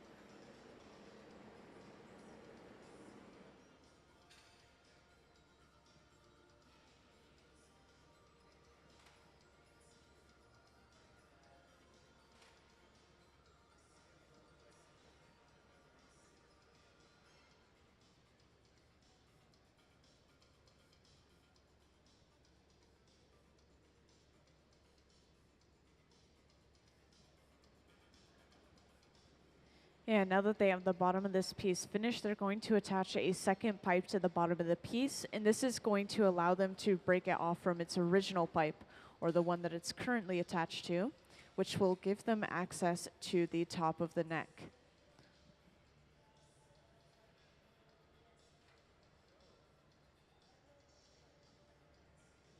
And the second pipe that they attach to a piece is called the punty. This one is a simple or standard punty, but there's many different kinds that we use for different pieces.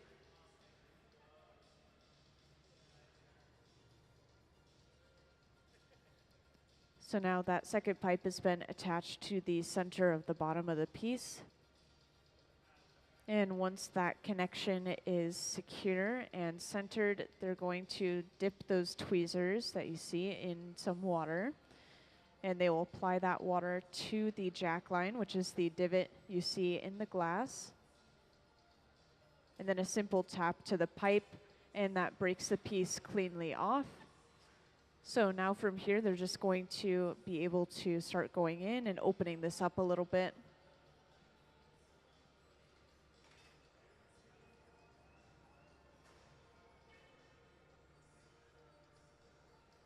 And before they start opening it, they always want to make sure that that pipe is actually on center. So if Gabe notices it's off center, he's going to stop and kind of let that weight fall back on center.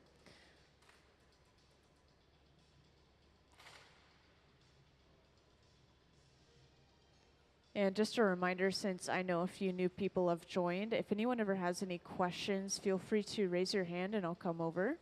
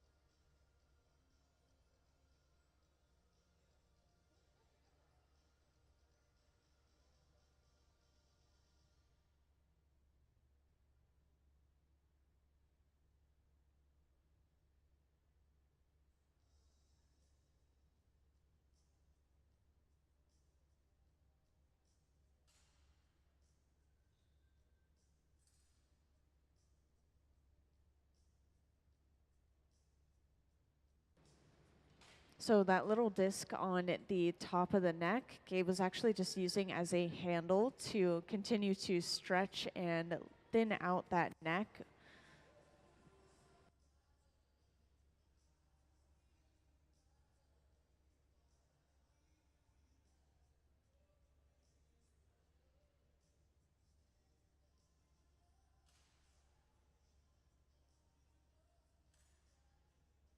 And this cone-shaped tool here is the Sophietta. And this is going to block off the opening to the piece and allow them to blow a little bit of air back into that glass. This is going to help thin that glass back out. And then since they don't need that little extra bit on the end, they're just going to knock that off using a pair of diamond shears.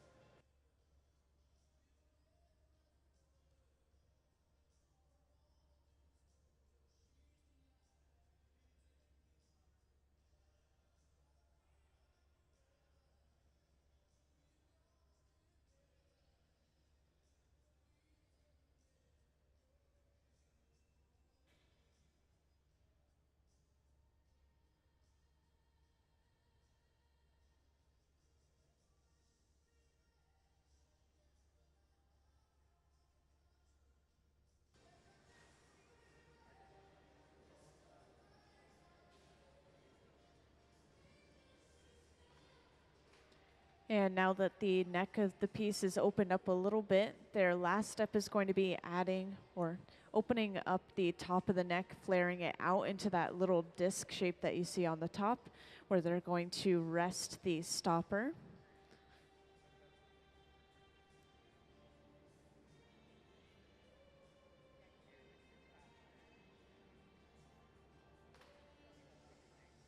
And in order to flare out just that little bit of glass, Gabe is going in with this super hot handheld torch. This is actually the hottest item in the hot shop, despite how small it is. It can get up to 5,000 degrees Fahrenheit.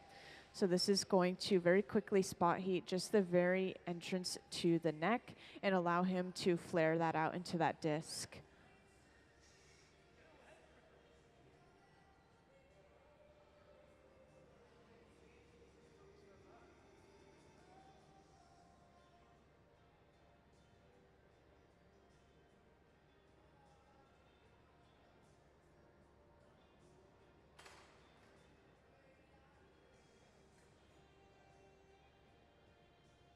And to make sure that this is flat and even, they're going to sandwich that disc in between the wooden paddle and the jacks. And now the piece is pretty much done. They're just going to start preparing to break this off the pipe. And in preparation for breaking it off, they're going to torch the connecting area between the pipe and the piece itself. When they break the piece off, they use a little bit of water to crack that connection area. And if the surrounding glass is cold, the water will create cracks that will travel through the cold glass. So this is going to prevent cracks from traveling. And as you can see, someone has just gotten suited up in these Kevlar gloves. This is the same material that they use for firefighting suits. And this is going to allow them to pick the piece up off the end of the pipe to be put away.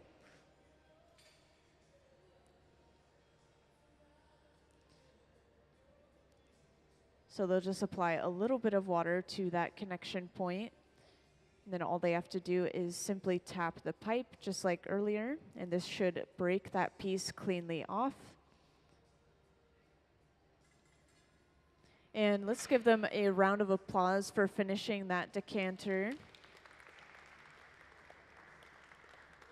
Thank you. And this is going into the annealer, which is the large black box on the wall. This will slowly cool the piece down from about 950 degrees Fahrenheit all the way to room temperature, at least overnight, so it doesn't break from thermal shock. So we're not going to see that piece until at least tomorrow. And does anyone have any final questions before we go on our lunch break?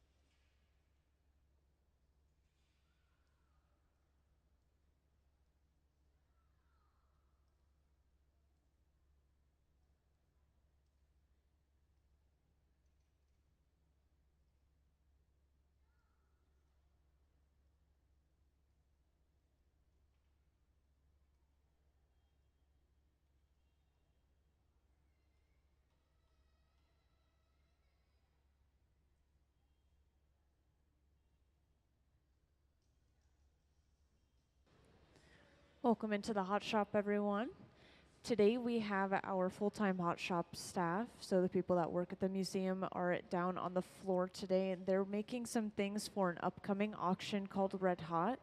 And these projects on the front pedestal here are what we'll be working on today. We're specifically going to be working on the decanters.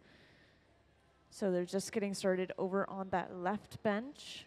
And since I have quite a few of you here, just in case some of you haven't been in a hot shop before, I'll give just a quick little rundown, and this will describe the temperatures of some of the things that we're working with. So everything we do in here starts in our furnaces, and these are the large tanks with the closed doors. You just saw Nick gather out of one of them over on the left. And these hold about 1,000 pounds of clear molten glass each and run at around 2,100 degrees Fahrenheit. And when the glass is molten, it's very viscous and sticky, a lot like honey. So all we have to do is stick our heated pipe into the glass, and when we turn, it'll gather a ball on the end. And from there, we just blow into the end of our hollow pipe. This expands the glass like a balloon. And we need to keep our glass nice and warm to continue working with it. And so this is where our open face furnaces are coming into play. You'll notice we have 2 of these on today. And these are running at around 2,300 degrees Fahrenheit each. And we just have multiple running so we can work on multiple parts of the same project at the same time. And later on, you'll also see us start to use some torches, and I'll make sure to point those out and tell you about those a little bit later on once they start using them. But over on that left bench, you'll see a white bucket, or up on the screen as well, you'll see a white bucket. And inside of this bucket, we have a mixture of simply baking soda and water. And you can see that Nick is dipping that glass inside of that mixture. The water instantly evaporates, leaving behind a layer of baking soda on the glass. And once he's gotten enough layers of that, he'll gather one more time of clear glass, covering the baking soda. And this is going to trap a bunch of air bubbles inside those 2 layers of glass. And this is giving us that sort of glittery look that you see in the transparent areas of these bottles. And at the same time, Sarah is continuously taking this piece of glass and rolling it in this little metal dish. And inside of the metal dish, we have shards of colored glass called frit, F-R-I-T. And this is going to stick to the outside of that molten glass. And once we melt it down, it creates a speckled layer of color. And this is how we're going to get our pink spots for the outside of these bottles.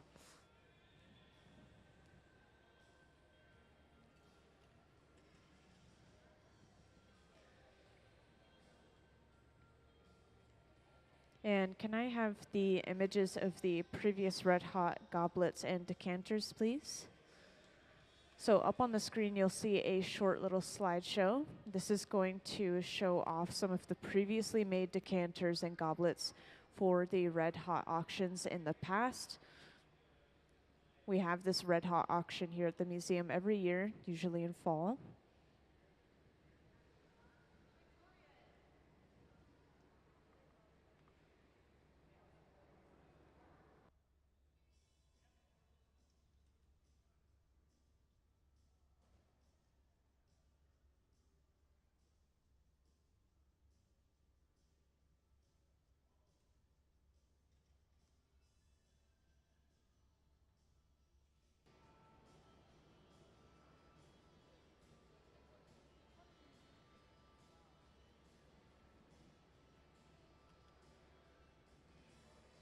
So Nick has just gathered one more layer of that clear glass, and he actually allowed a lot of that clear glass to drip back off right off the end of the bubble. And this is called a strip gather. This is because he only needs a thin layer to cover all of that baking soda. He's not trying to gather a bunch of mass.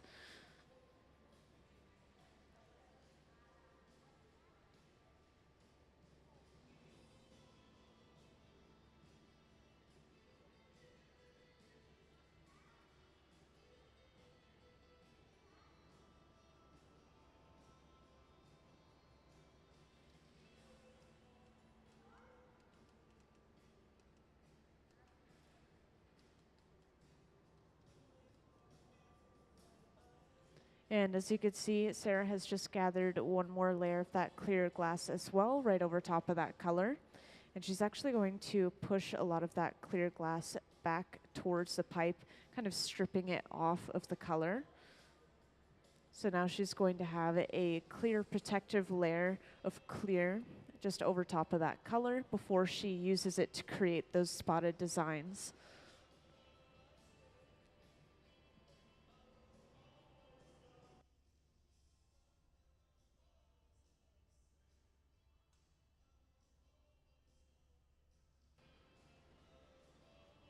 And every now and then the heat will start to travel back towards the artist's hands, especially if they gather a lot of clear glass over and over again.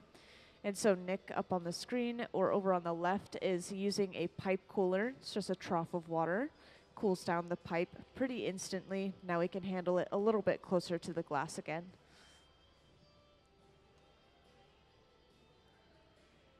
And if I didn't already mention, if anyone ever has any questions, please just raise your hand and I'll come over.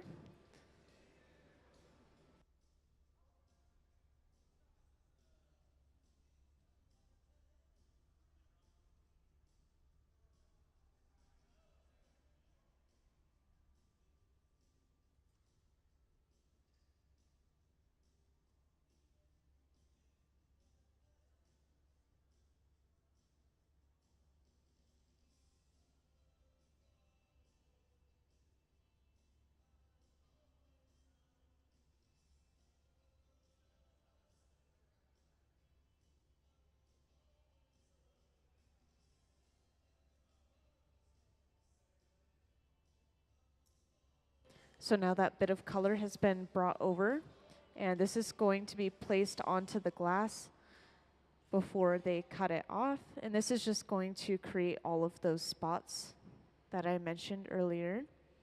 And you'll notice that these spots are raised for now. Later on, they're going to flatten them back out and make them flush with the bubble.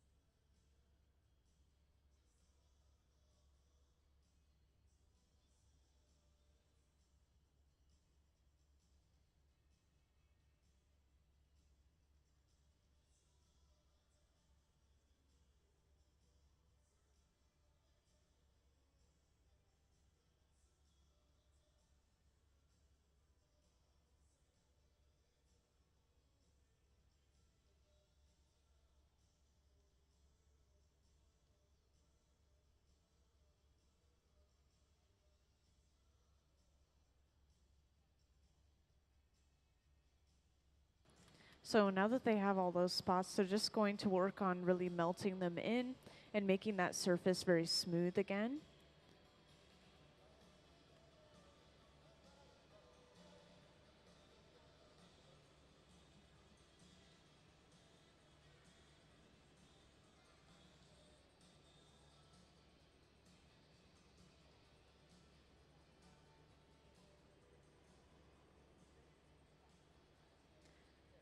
And I've had a few questions about color throughout the day, so after he uses this tool, I'll show you guys a little video that'll explain something about color. So this wooden tool here is a block, and this is going to smooth out that glass that he has so that the bubble will blow out evenly from within. And this is also going to cool down the surface of the glass. It creates sort of a crust on the surface. And this nozzle is just blowing compressed air. This is going to help prevent glass from blowing out too thin in just a particular area. And now can I have the color overlay video, please? The color in glass comes from adding various materials to the mixture of raw ingredients called batch. Most of the colorants are compounds containing some kind of metal. For example, adding cobalt to clear glass creates a deep blue. Tin and antimony can be used to create white glass, and gold chloride can produce a rich red or pink colored glass. Colored glass is melted in furnaces, just like clear glass, and then is usually rolled into bars for storage and easy application. In order to apply color bar to a bubble, we first need to preheat the color to approximately 950 or 1000 degrees Fahrenheit in a color oven or garage. Once warm, the color is then picked up on the end of a punty rod using a little bit of clear glass as a support. The color is then heated in the 2300 degree glory hole to soften it and make it malleable, while another artist creates a small bubble of clear glass on a blowpipe. Once warm, the color is dropped over the clear bubble, and then using a variety of hand tools or the steel marver, the color is rolled back over the clear in an even layer. This process is called dropping color, or creating a color overlay. Depending on the project, that bubble is then usually gathered over with clear glass and blown into the final form.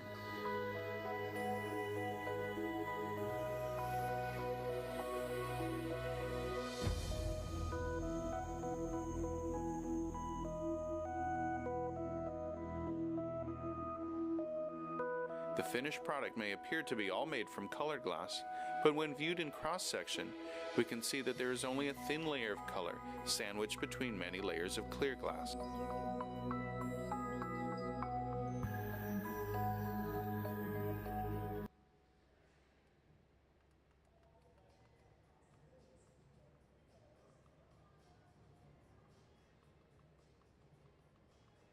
And for anyone who recently joined, just to give you a little recap as to what we have going on here today. Today, our Hot Shop team, people who work here full-time in the Hot Shop, are working on a few items for an upcoming auction called Red Hot. And so these are the items that we'll be making today. Today we're focusing on the bottle shapes that you see on the front pedestal. And so far over on that left bench, Nick is working with a bubble of glass. We've just placed all of the dots and we're working on smoothing everything out. And just a reminder, if anyone ever has any questions, feel free to raise your hand and I'll come right over.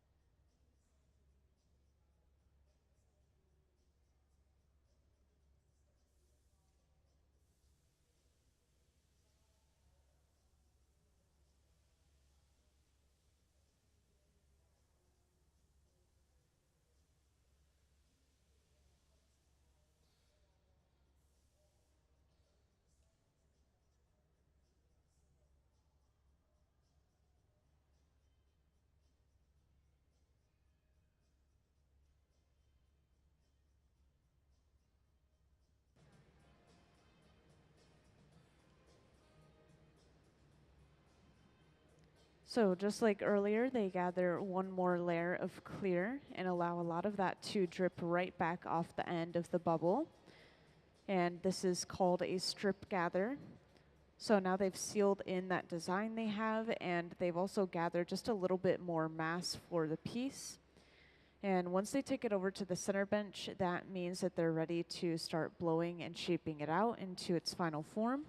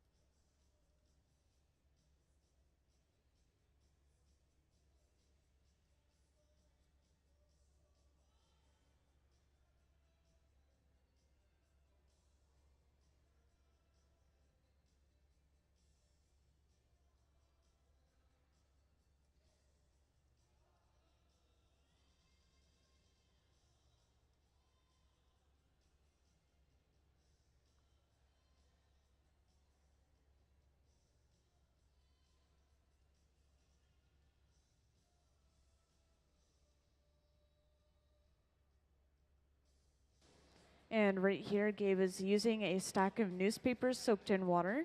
Despite how odd that tool may sound, it's actually very commonly used in the hot shop. It's one of the only flexible tools, and it's also really close to just using our hands to shape the glass. So right here, he's able to guide which way he wants the bubble to blow out as somebody blows into the end of the hollow pipe.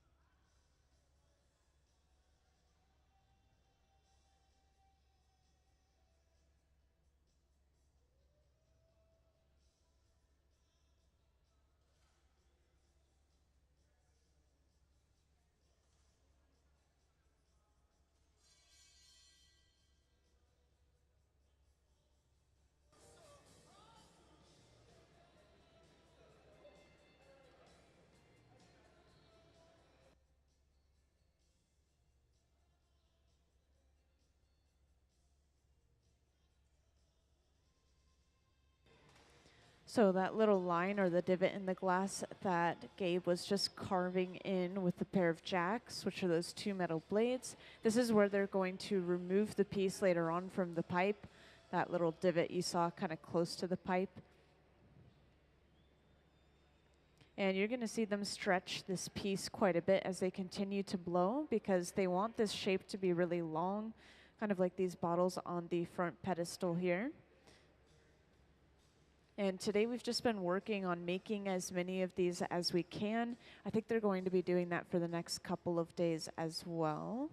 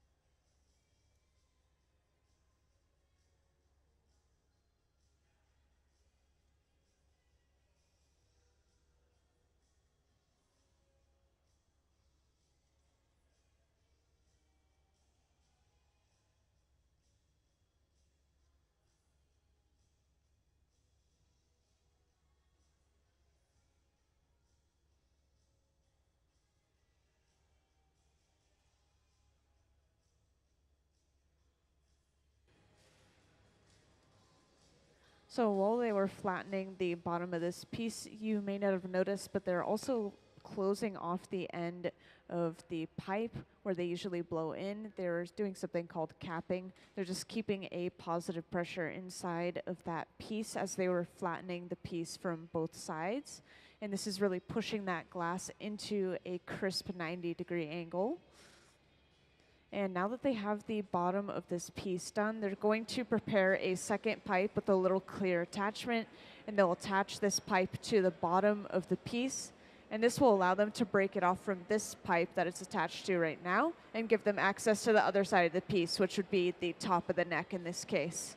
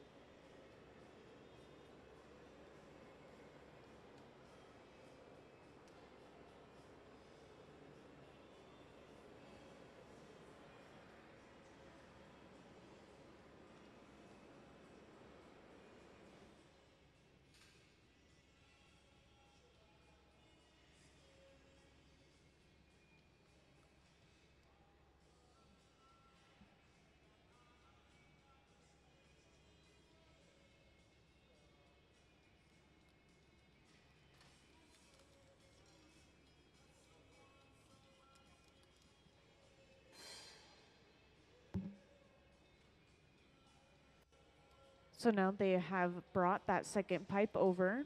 This is going to be attached to the center of the bottom of the piece. And the second pipe that they attach to a piece, no matter the attachment, is always called the punty. And sometimes we need a really special attachment. Then to break it off, all they had to do is apply a little water, and then they simply tap the pipe, and that breaks the piece cleanly off. And the little science behind that is the water is causing shocking and cracking from the extreme temperature difference, and then tapping the pipe will create a vibration that travels to those cracks created by the water.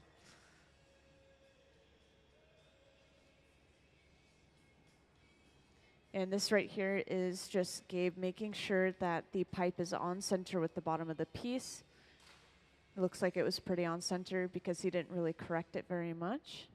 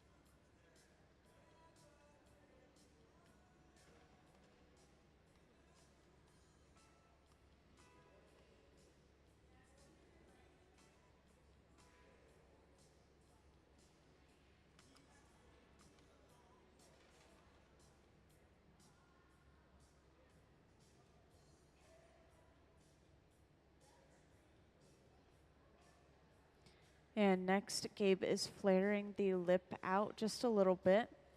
And this is actually going to create a handle. So he's going to use this disc on the end and pull the neck out. This is going to both thin out and straighten out the glass that they have in the neck. Then a Sophietta is used to blow a little bit of air back into the piece.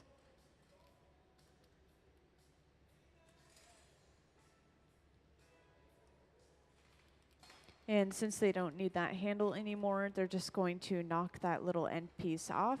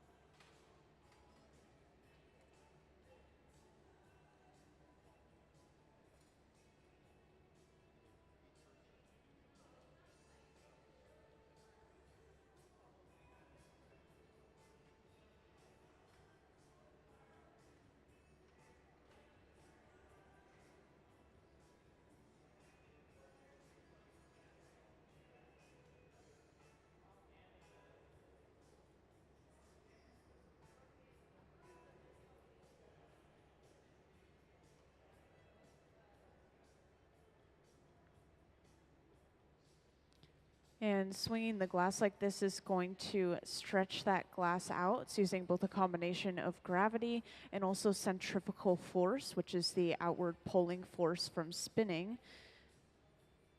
So they're trying to make it a little bit longer so that they can hit some exact measurements and make all of the pieces pretty much the same.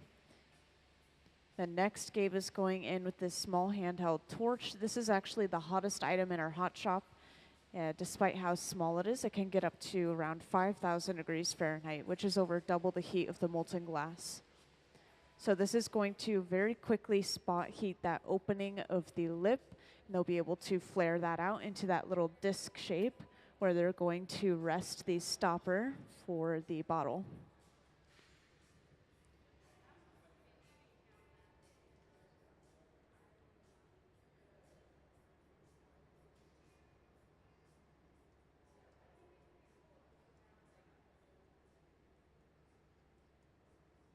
And to make sure that this little disc is even and straight, they're sandwiching it between the jacks, the two metal blades, and a wooden paddle. And now that they've done that, the piece is pretty much complete, and they're going to start preparing to break this piece off.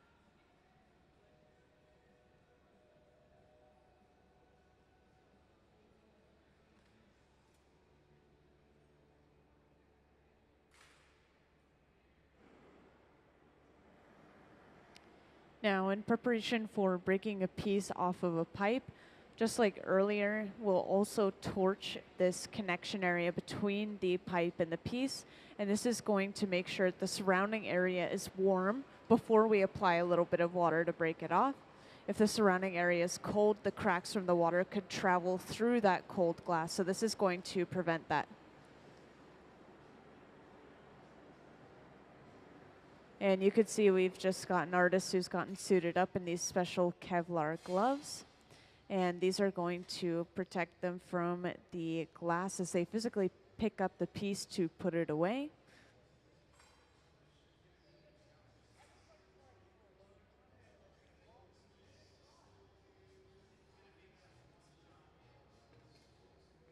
And then to break it off, they simply apply a little bit of water to that connection point.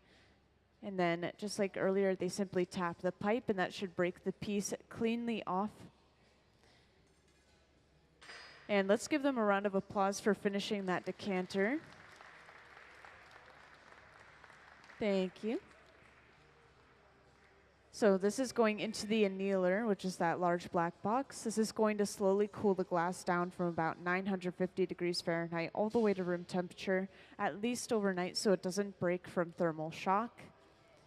And we're going to get started on the next piece right away.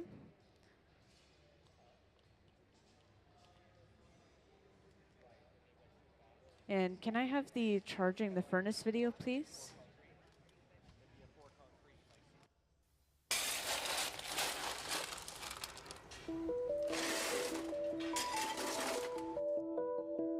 Charging the furnace is what we call filling the furnace up with glass. Glass cullet is washed clean and loaded into tubes for filling. Here at the museum, we don't use recycled bottles. Instead, we melt cullet that has been specifically designed to make blown glass art. The primary ingredient in glass is silica sand or silicon dioxide.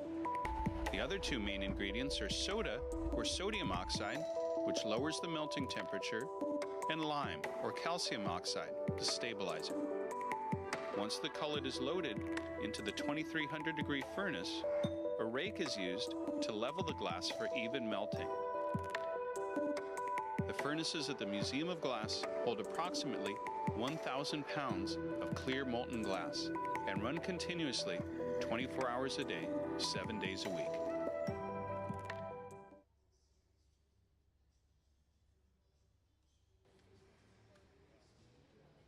So they're getting started on that next piece right away over on that left bench. You can see everything starts with just a small, simple gather of clear on the end of a pipe.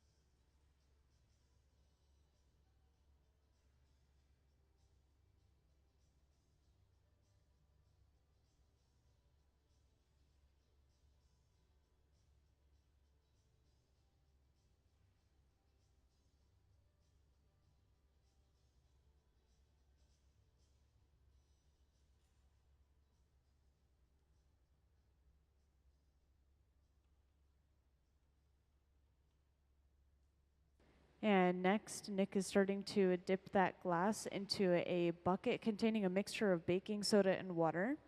And that water will almost instantly evaporate off of that glass, just leaving behind a thin layer of that baking soda. And once he gathers over this baking soda layer once more, this is going to trap a bunch of really small air bubbles inside of the glass, which is kind of giving the pieces a sparkly appearance. You could see in that transparent area. And at the same time, Sarah has a bit of glass on the end of a smaller pipe, and this is being rolled inside of these little metal dishes. Inside of these little metal dishes, we have shards of colored glass called frit, and these are going to stick to that molten glass and create a speckled layer of color. And the more of that color we build up, the more solid that color is going to look. And this is going to be used for those large pink spots on the side of the decanters.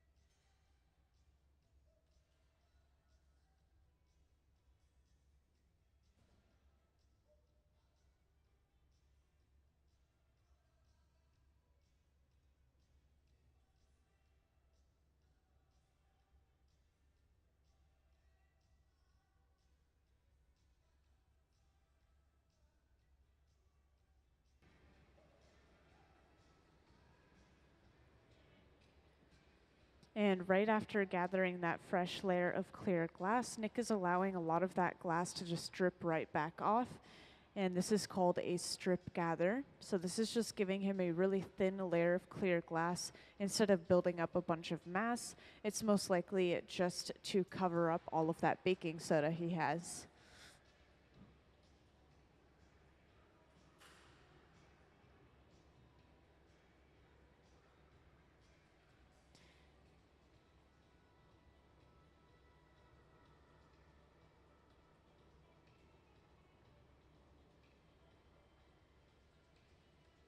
And Sarah has just gathered a little bit of clear as well.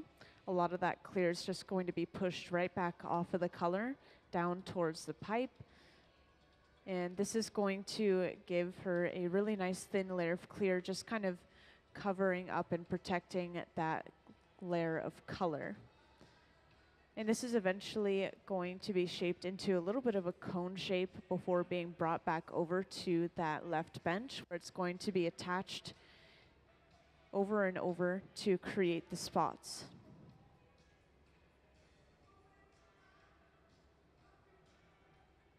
And this wooden spoon-shaped tool that Nick is using here is called a block. And this is usually made out of cherry wood and kept in water to help prevent it from burning. And this is going to smooth out all of that glass he has so that the bubble underneath will blow out evenly.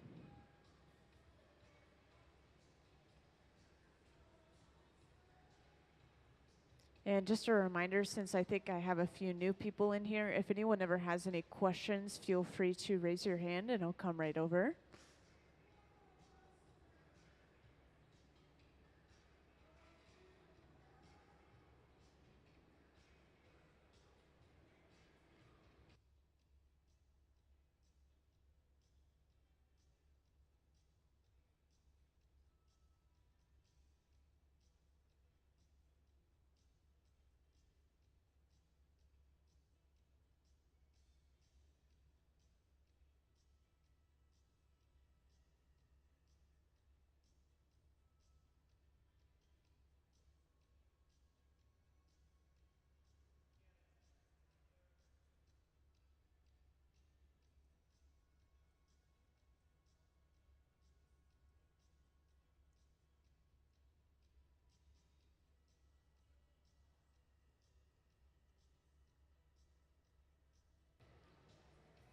So the building is not exactly super functional. It is functional in the way that it has a fan at the top and it pulls some of the heat out. We also have some air that's being forced in the bottom here, so it's kind of circulating. But I think the building is mostly just for show, and it's based off of these old wood burners that we used to have along this Theophos waterway. So there's like a little tribute to our logging times. So this building's pretty interesting.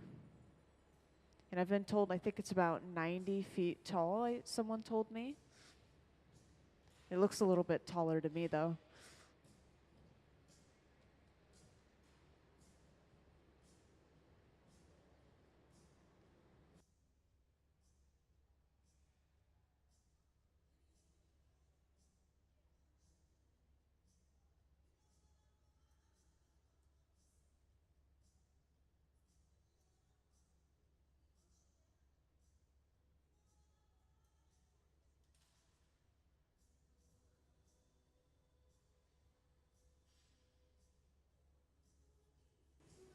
So for anyone who recently joined, today we're working on making a bunch of decanters, much like the ones on this front pedestal here. And these are eventually going to be put into an auction we have coming up that we have every year called Red Hot. And to give you an idea of our previous Red Hots, can I have the slideshow that shows off the previous artwork, please?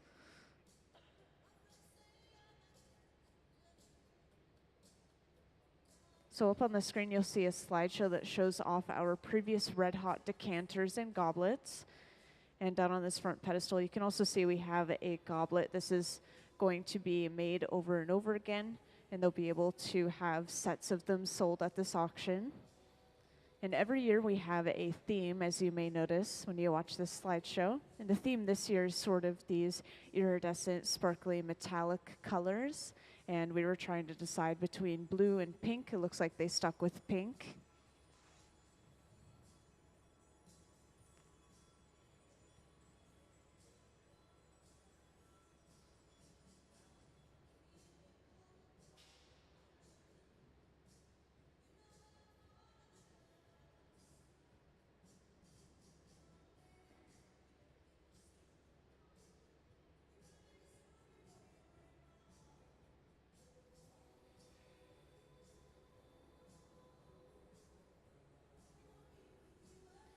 And over on that left bench, you can see they have finished placing all of those spots onto the bubble.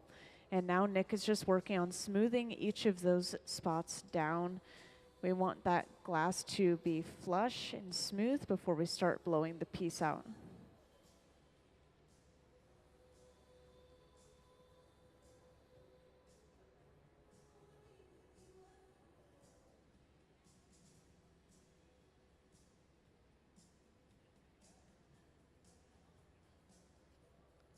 And right now the glass is really hot on the inside and it's cooled off quite a bit on the outside since he's been working with it so much. So he's letting it rest, and this is going to allow the inside to cool down just a little bit, which will make the piece a little easier to control as he continues to smooth that surface out.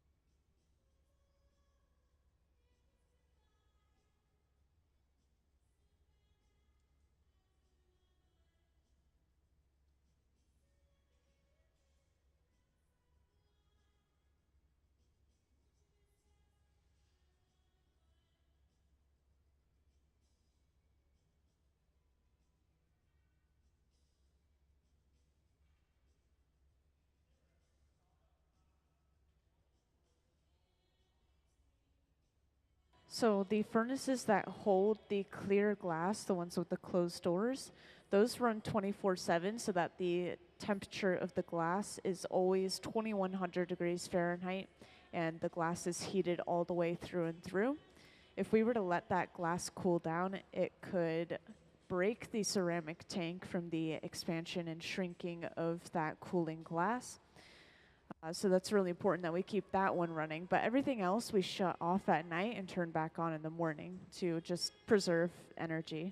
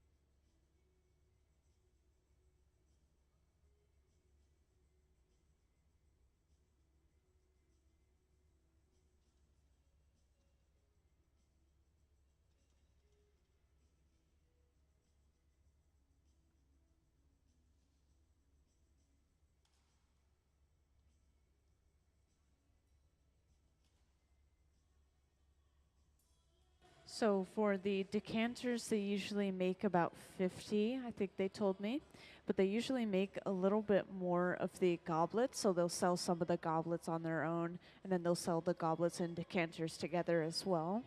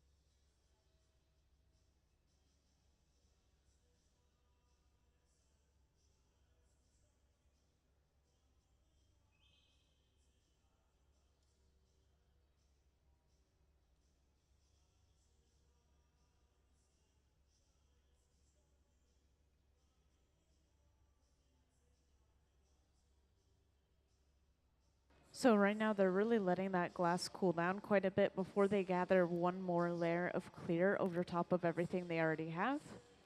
They usually let the glass cool down in between gathering, and this is for a couple of reasons. When they're gathering, that glass that they're dipping into is really hot, so if the glass that they already have is hot, that could strip off into the tank, or it could just move around quite a bit and we could lose the shape that we already have.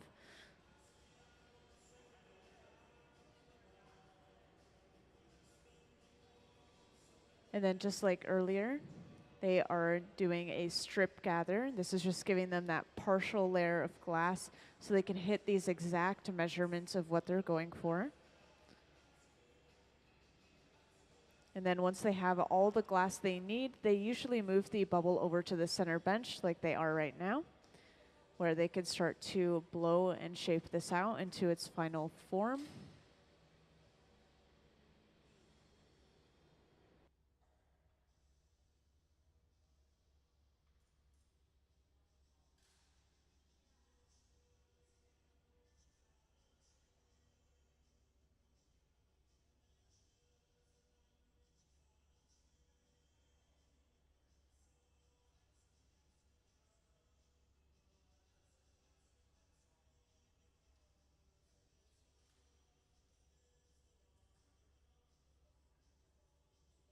And every now and then the heat will start to travel back towards the artist's hands. And so they will use a pipe cooler, and this is just a trough of water. It splashes water up onto that pipe, cooling it down almost instantly. You could see all the steam rising. And now we can handle the pipe a little bit closer to the glass once again.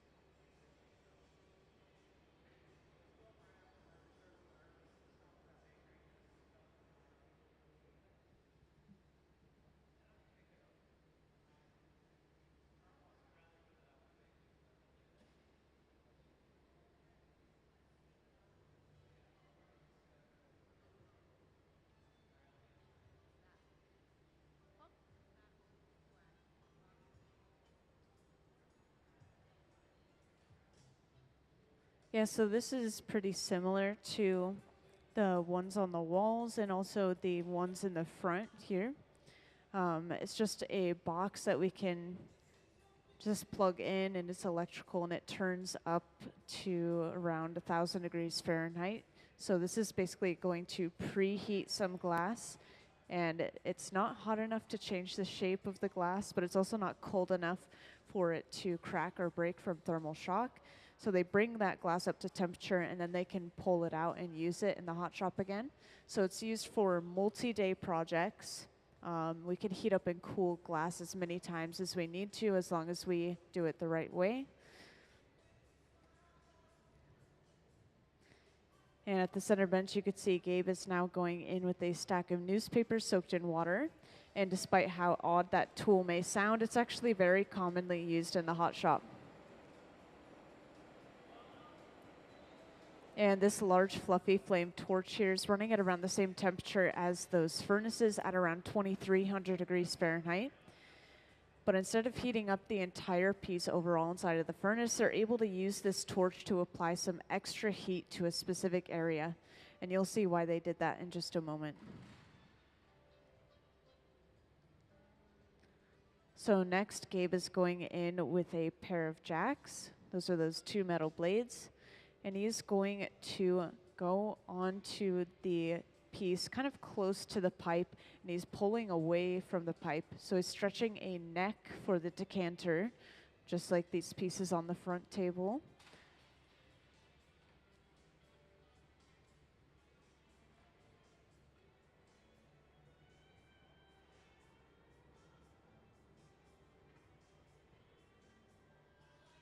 And you'll see them stretch the glass many times today.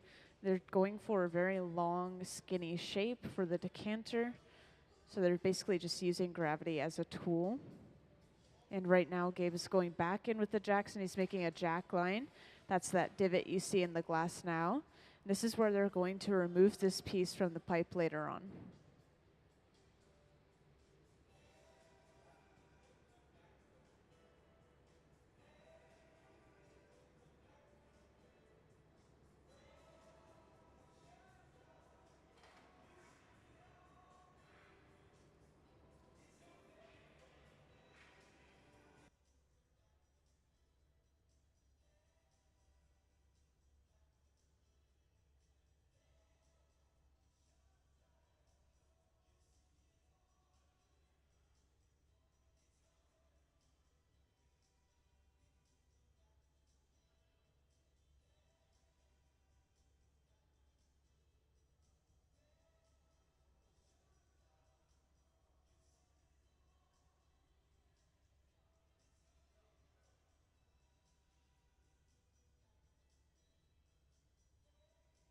Yeah, so we use a surprisingly large amount of wood and paper tools in the hot shop.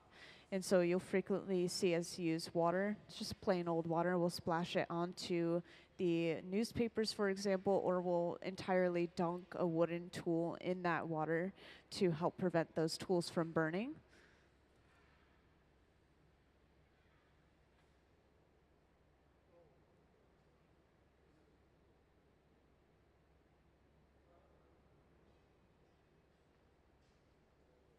And every now and then you'll see them using the wooden paddles like this as well. This is just shielding the artist's hands and arms from the heat of the glass.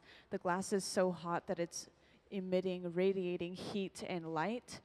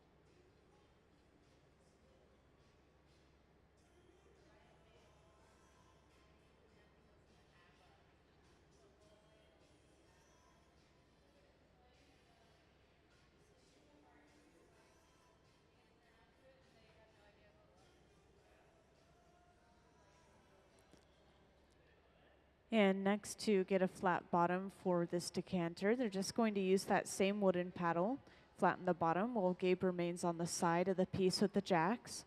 And this is going to really push that glass into a nice crisp corner on the bottom.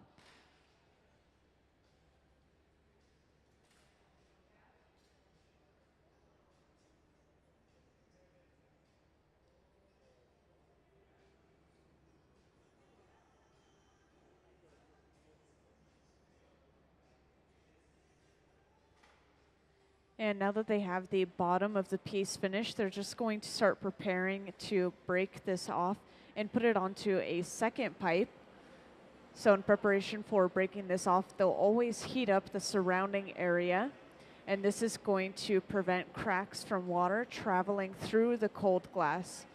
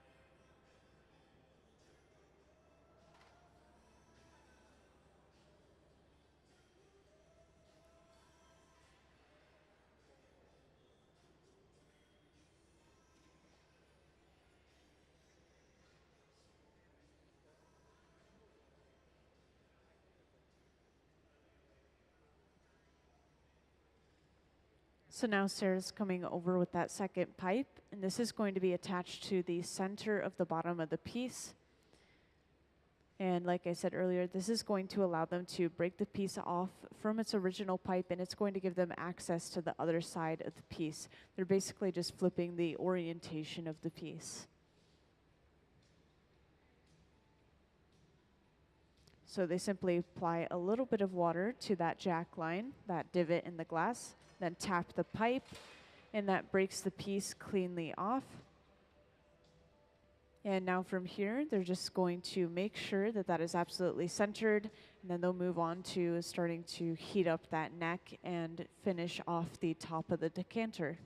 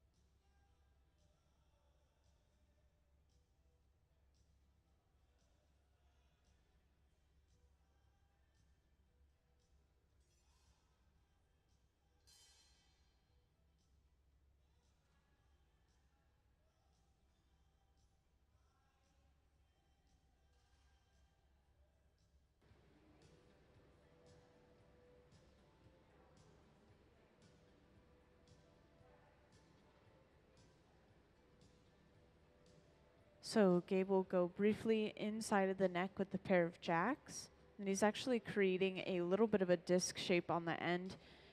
And this is actually just going to be used as a handle. And that little cone-shaped tool they just used there is a Sophietta, and that allowed them to blow just a little bit of extra air inside the piece, even though it's already been removed from its hollow pipe. And they just use that handle on the end to lengthen and kind of thin out the glass in the neck. And since they have no use for that handle anymore, they just went ahead and knocked it off. Now from here, they just open it up one final time before creating that little disc on the end by flaring it out as well.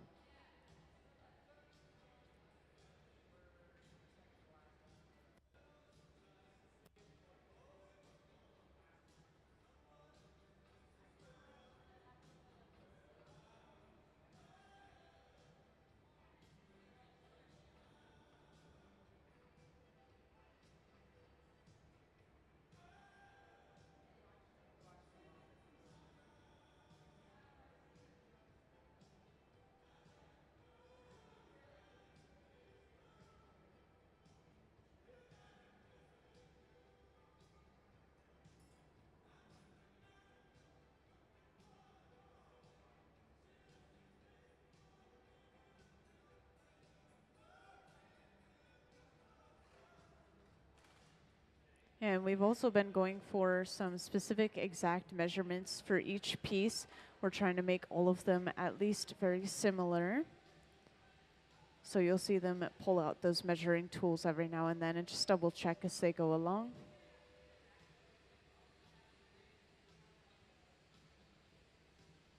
And this little handheld torch they're using here is actually the hottest item in the hot shop.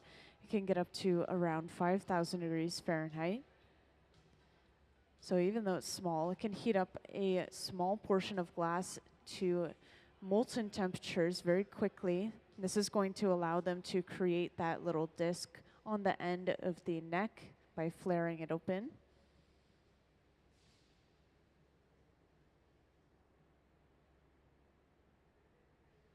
And then to make sure that that disc is nice and straight, they sandwich it between the jacks and a wooden paddle.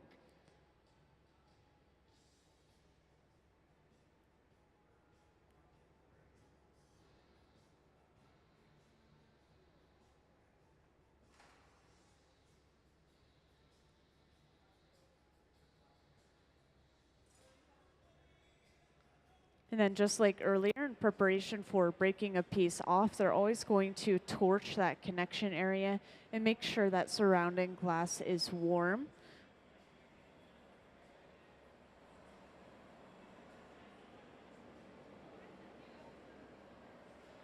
And you'll also see one of our artists getting suited up in these special Kevlar gloves, which you'll see over on the right. These are going to protect them from the heat of the glass as they pick up the piece to be put away.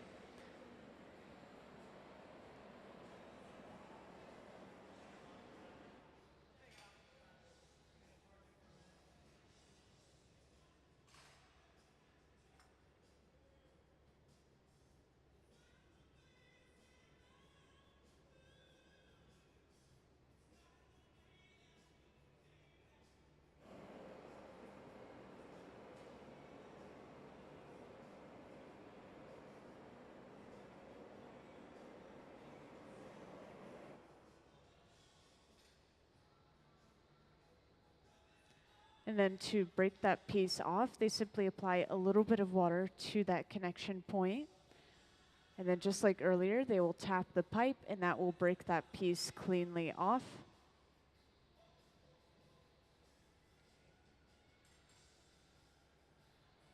And let's give them a round of applause for finishing that decanter. Thank you. All right, so this is going into the annealer, which is that large black box. This will slowly cool that glass down from about 950 degrees Fahrenheit all the way to room temperature, at least overnight, so it doesn't break from thermal shock. So you probably won't see those pieces until at least tomorrow. And just a reminder, if anyone has any questions, feel free to raise your hand and I'll come right over.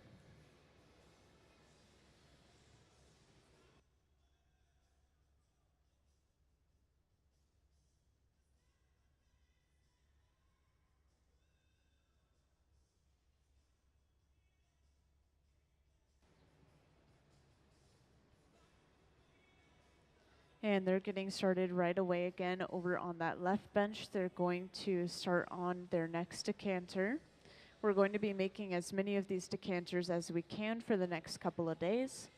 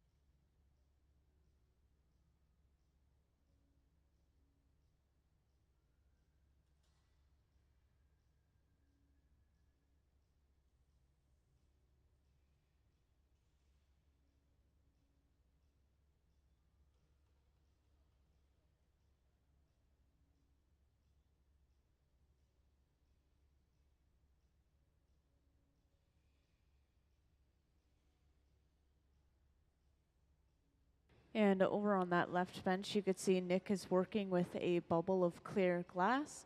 And this is actually going to be dipped into that white bucket you see on the floor to the right of the furnace. And inside of this bucket, we have a mixture of baking soda and water. And that water is going to instantly evaporate from the glass, just leaving behind a layer of that powdery baking soda. And when he gathers over top of this once more, this is going to trap a bunch of really small air bubbles inside of the glass, giving them this sort of glittery appearance that you see with the transparent glass.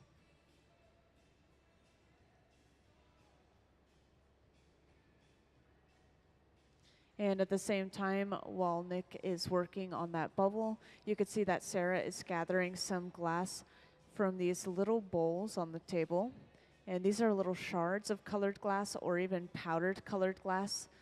And this is just going to stick to the molten clear glass she has and create a speckled layer of color. This is how we're going to get the large pink dots for our pieces.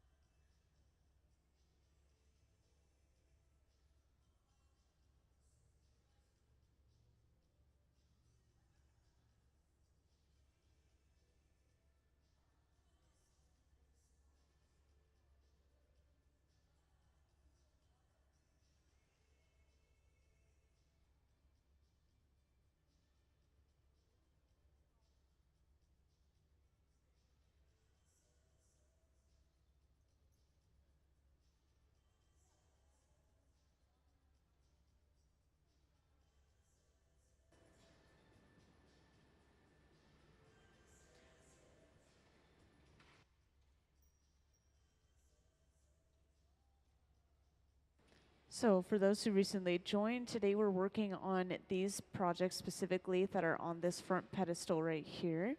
These are going to be for an auction coming up called Red Hot. We have this auction every year in the fall. And as you can see, we already have the color applied to our bubble, and Nick is working on evening all of the dots back down. We want that glass to be smooth before we start blowing it out.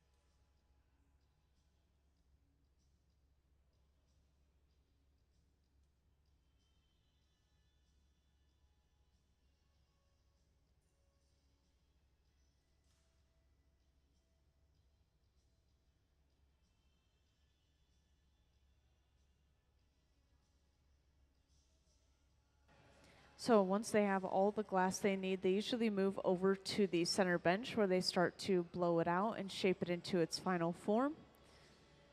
And right now, Gabe is using a block, which is that wooden spoon-shaped tool, and this is going to even out all of that glass that he had on the pipe. So when we blow with the bubble will blow out evenly.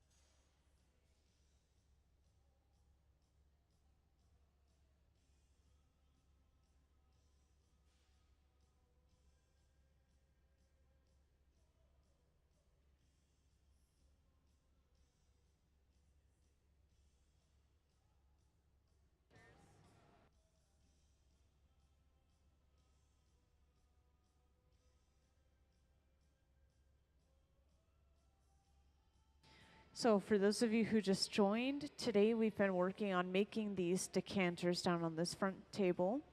And we've been making them as many as we can today, I think for the next couple of days as well. These are eventually going to be in our Red Hot auction, which is an auction we have every year here at the museum. And they're pretty much finished with this decanter down at the center bench. But you'll get to see the beginning of the process for the next decanter if you stick around. And if you guys ever have any questions, feel free to raise your hand and I'll come right over.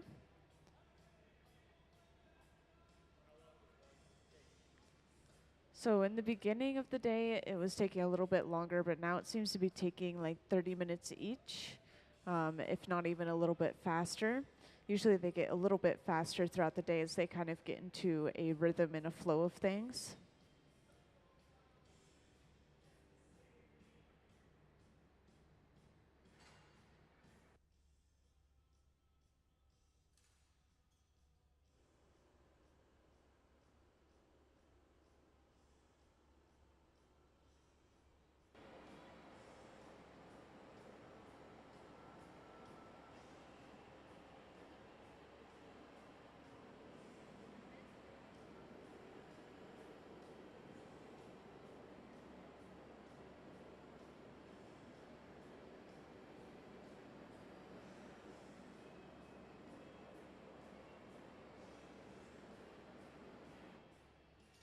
And that large fluffy flame they were just using there is running at around the same temperature as the furnaces at around 2300 degrees Fahrenheit.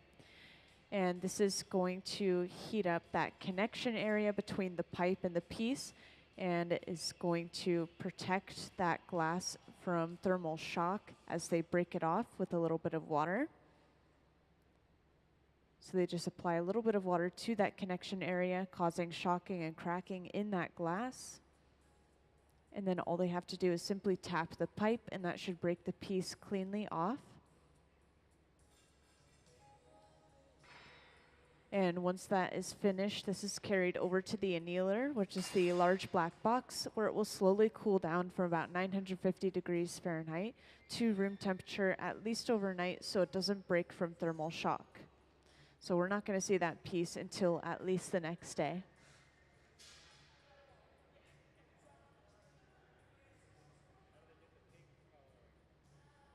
So you'll see that process pretty soon, but the coloring that we're using today is coming from something called frit, F-R-I-T.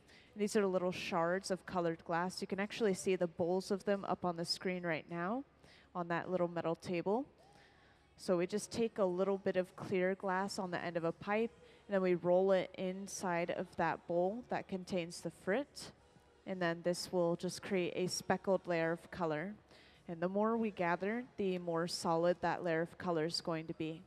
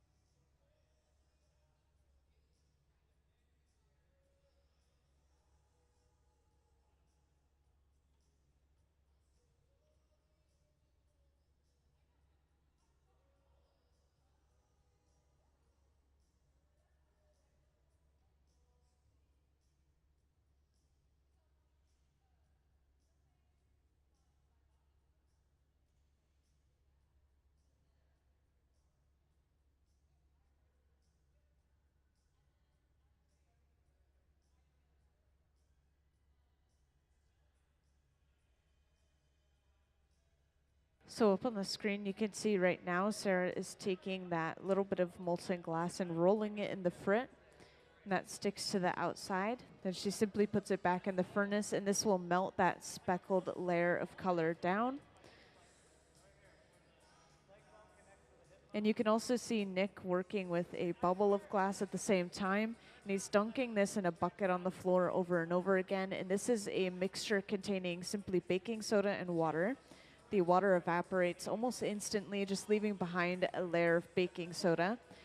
And then when he gathers another layer of glass over this baking soda, this is going to create a bunch of really small air bubbles. And this is what's giving us that sort of sparkly appearance inside of the clear section of our decanters.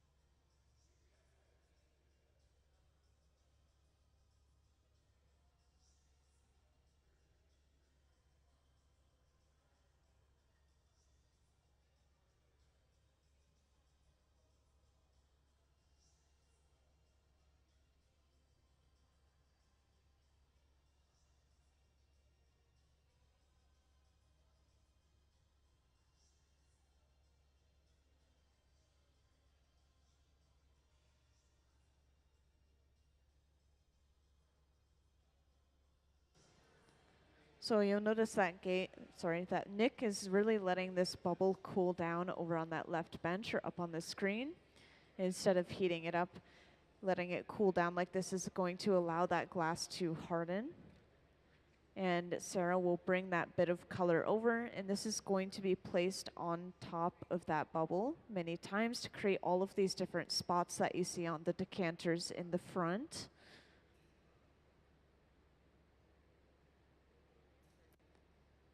And having the glass bubble hard like this when we apply the designs is just going to make sure that we're not losing control and that bubble's not moving.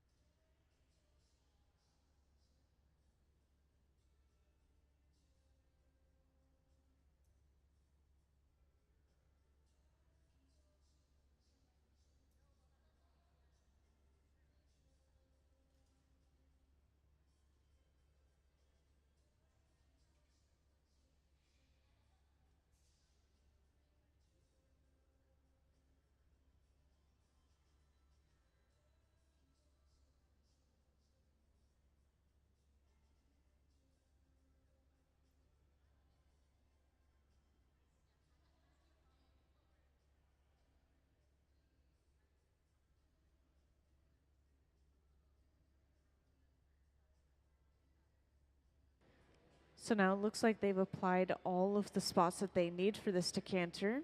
So next, Nick is heating up the entire bubble overall with all of those individual bits of colored glass. And this is just going to help smooth and even out that surface again. So right now we have all of those raised dots at the moment. And we want that surface to be smooth before we start blowing the piece out. And for those who just joined, we're working on making these decanters you see on this front pedestal right here specifically. And these decanters are eventually going to go into an auction this year called Red Hot. We have this auction every year at the Museum of Glass in fall. And can I actually have the previous Red Hot goblets and decanters up on the screen, please?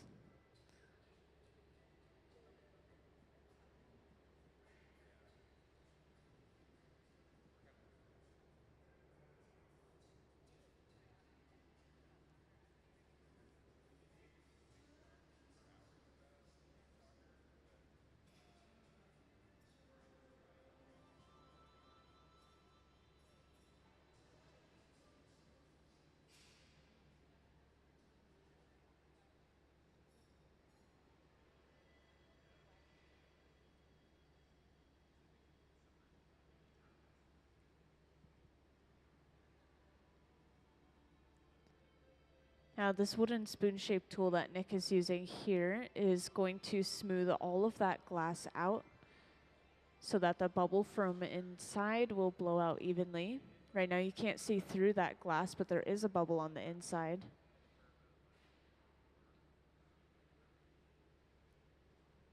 And can I have the previous Red Hot goblets and decanters, please?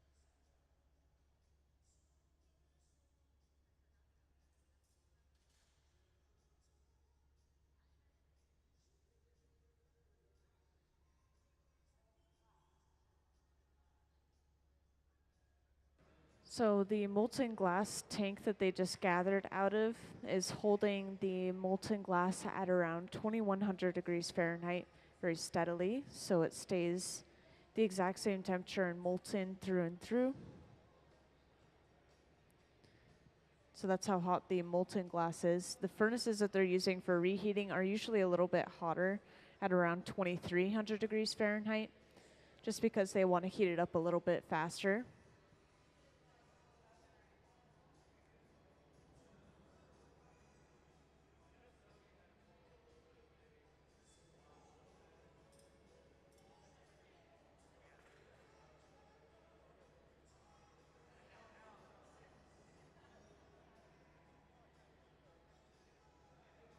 And now that they have all the glass they need, they brought the bubble over to the center bench where they're starting to blow it out and shape it into that decanter. So they always start the bubbles on these side benches and then bring it over to the center.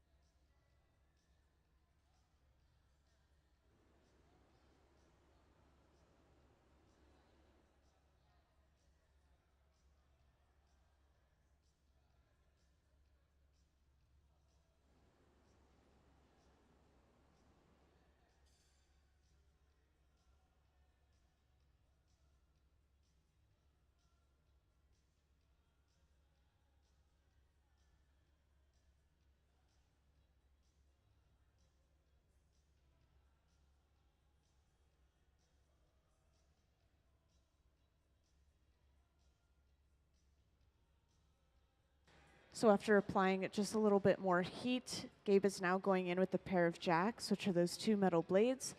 And you can see he's not cinching all the way down, but he's actually pulling out and away from the pipe, and he's stretching a neck into this decanter.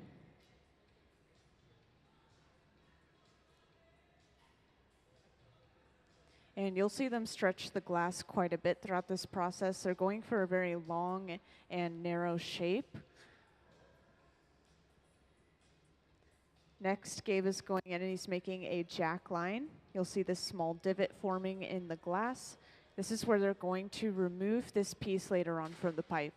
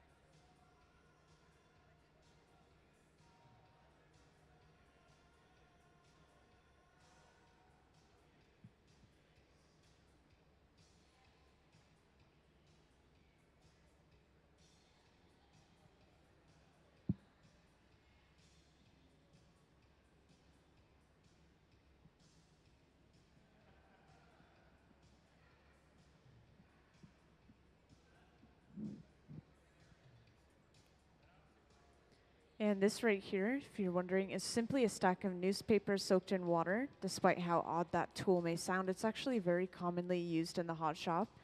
And this is one of the only flexible tools, and it's also just really close to using our hands to shape the glass.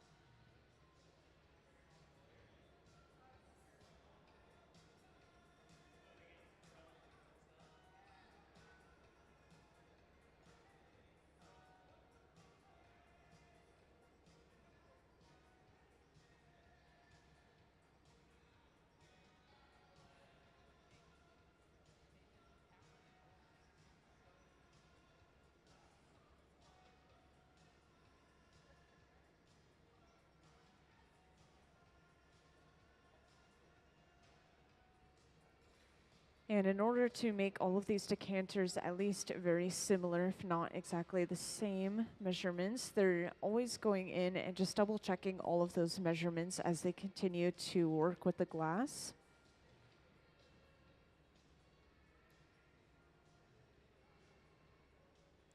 And since quite a few of you just joined, just to let you guys know, if you ever have any questions, you can just raise your hand or grab my attention and I'll come right over.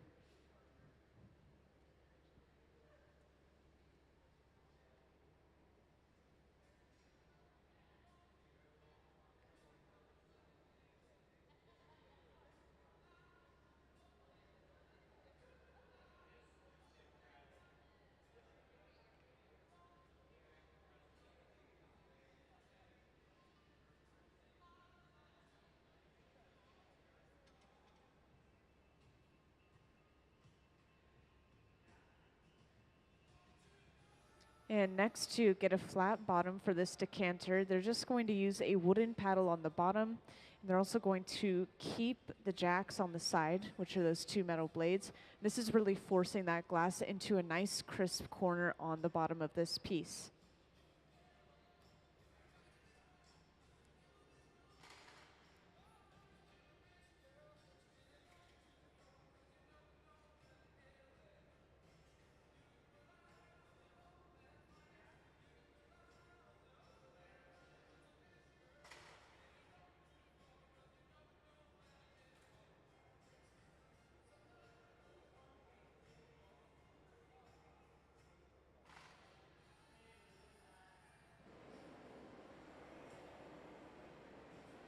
And this large fluffy flame they're using is running at around the same temperature as the furnaces at around 2300 degrees Fahrenheit. And this is going to help them warm up this connection area between the piece and the pipe. And this is in preparation for breaking this piece off of the pipe to attach it to a new one. So they're basically going to flip the orientation of the piece so we have access to the top of the neck. So Sarah over on the left is preparing that second pipe with a little clear attachment.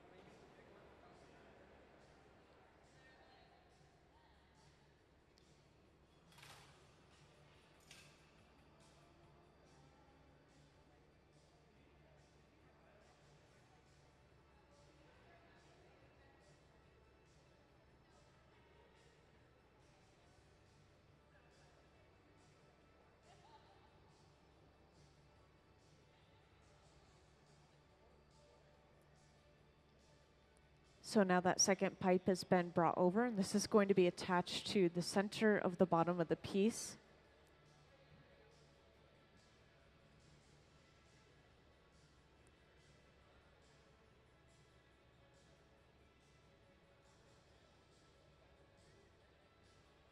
And then to break the piece off, they use just a little bit of water at that previous connection point, and then they tap the pipe, and that breaks the piece cleanly off.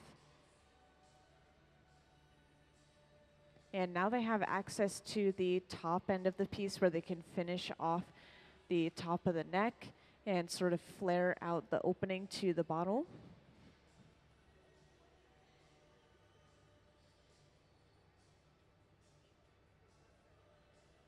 And right here, while the glass is still pretty cold, Gabe is actually going in and he's making sure that the piece is really on center with the pipe.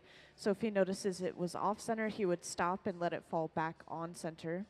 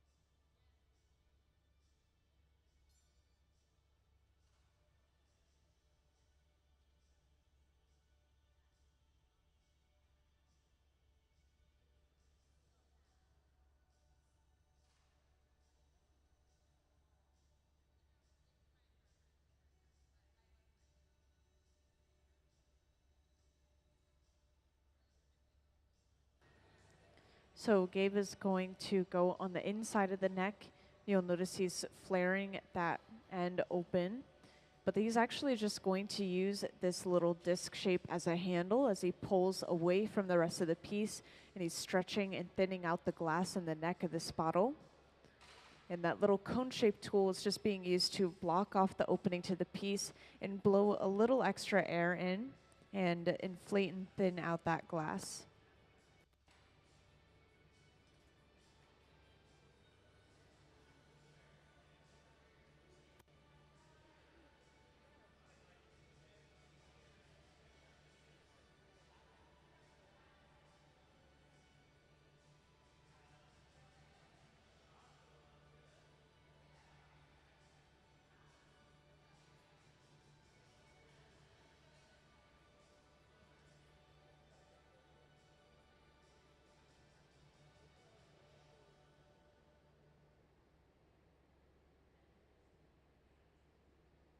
And since that little end piece is just used as a handle, they're going to break that little extra bit of glass off using a pair of diamond shears. You'll notice when he opens the blades, there's basically 4 blades. When they all interconnect together, it creates the shape of a diamond. So just creating a little bit of pressure with those will cause enough shocking to that glass with the cold metal and just the tension in general that it allows them to break it right off. So now from here, they just have to open it up one more time before flaring it out into that little bit of a disc shape at the opening of the bottle. And then the piece will be pretty much done.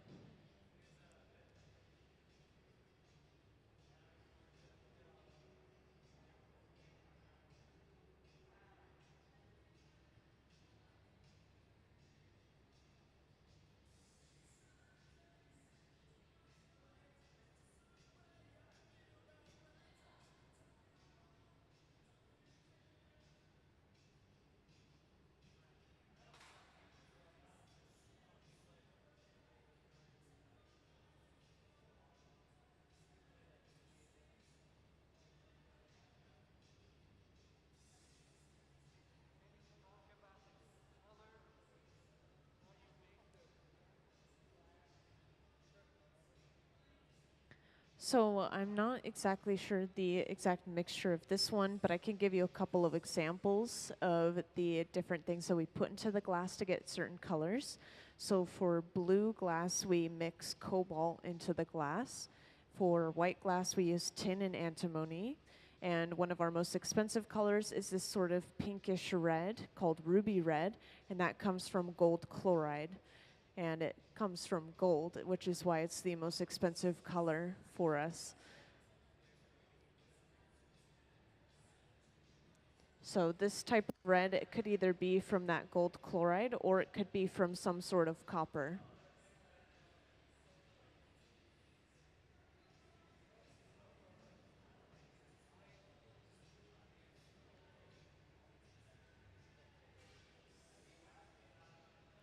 And this little handheld torch here is actually the hottest item in the hot shop. Despite how small it is, it can get up to around 5,000 degrees Fahrenheit, which is over double the heat of the molten glass already. So that very quickly spot heated just the top of that neck and is going to allow them to just alter that area of the glass.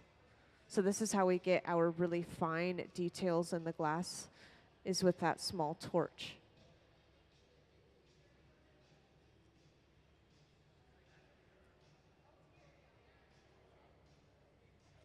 Then to make sure that this disc is perfectly even and flat, they will sandwich it between the jacks and that wooden paddle at the same time.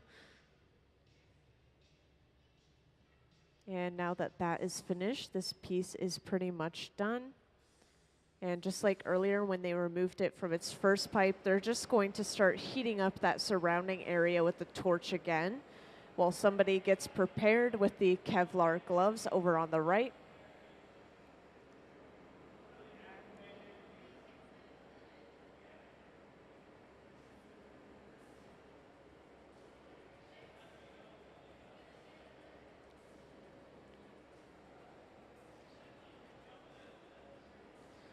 So these gloves are going to protect the artist as she picks up the piece to be put away.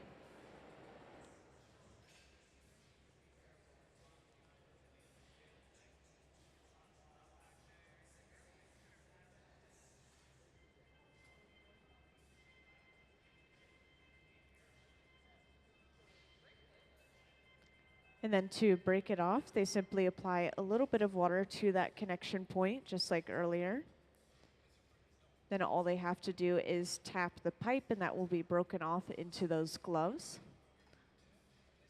And this is going to be carried over to the annealer, which is that large black box on the far right wall. This is going to slowly cool that glass down from about 950 degrees Fahrenheit all the way to room temperature, at least overnight, so it doesn't break due to thermal shock. So we're not going to see that piece until at least tomorrow.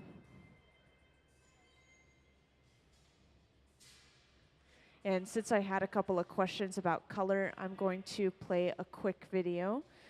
Can I have the color overlay video, please? The color in glass comes from adding various materials to the mixture of raw ingredients called batch. Most of the colorants are compounds containing some kind of metal. For example, adding cobalt to clear glass creates a deep blue. Tin and antimony can be used to create white glass, and gold chloride can produce a rich red or pink colored glass. Colored glass is melted in furnaces, just like clear glass, and then is usually rolled into bars for storage and easy application.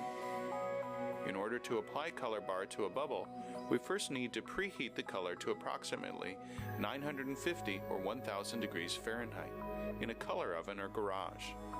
Once warm, the color is then picked up on the end of a punty rod using a little bit of clear glass as a support. The color is then heated in the 2300 degree glory hole to soften it and make it malleable, while another artist creates a small bubble of clear glass on a blowpipe. Once warm, the color is dropped over the clear bubble, and then using a variety of hand tools or the steel marver, the color is rolled back over the clear in an even layer.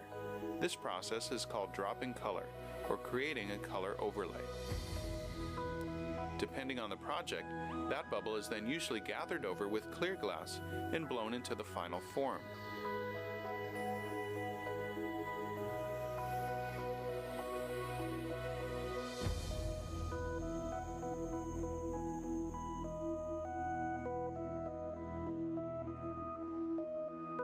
The finished product may appear to be all made from colored glass, but when viewed in cross-section, we can see that there is only a thin layer of color sandwiched between many layers of clear glass.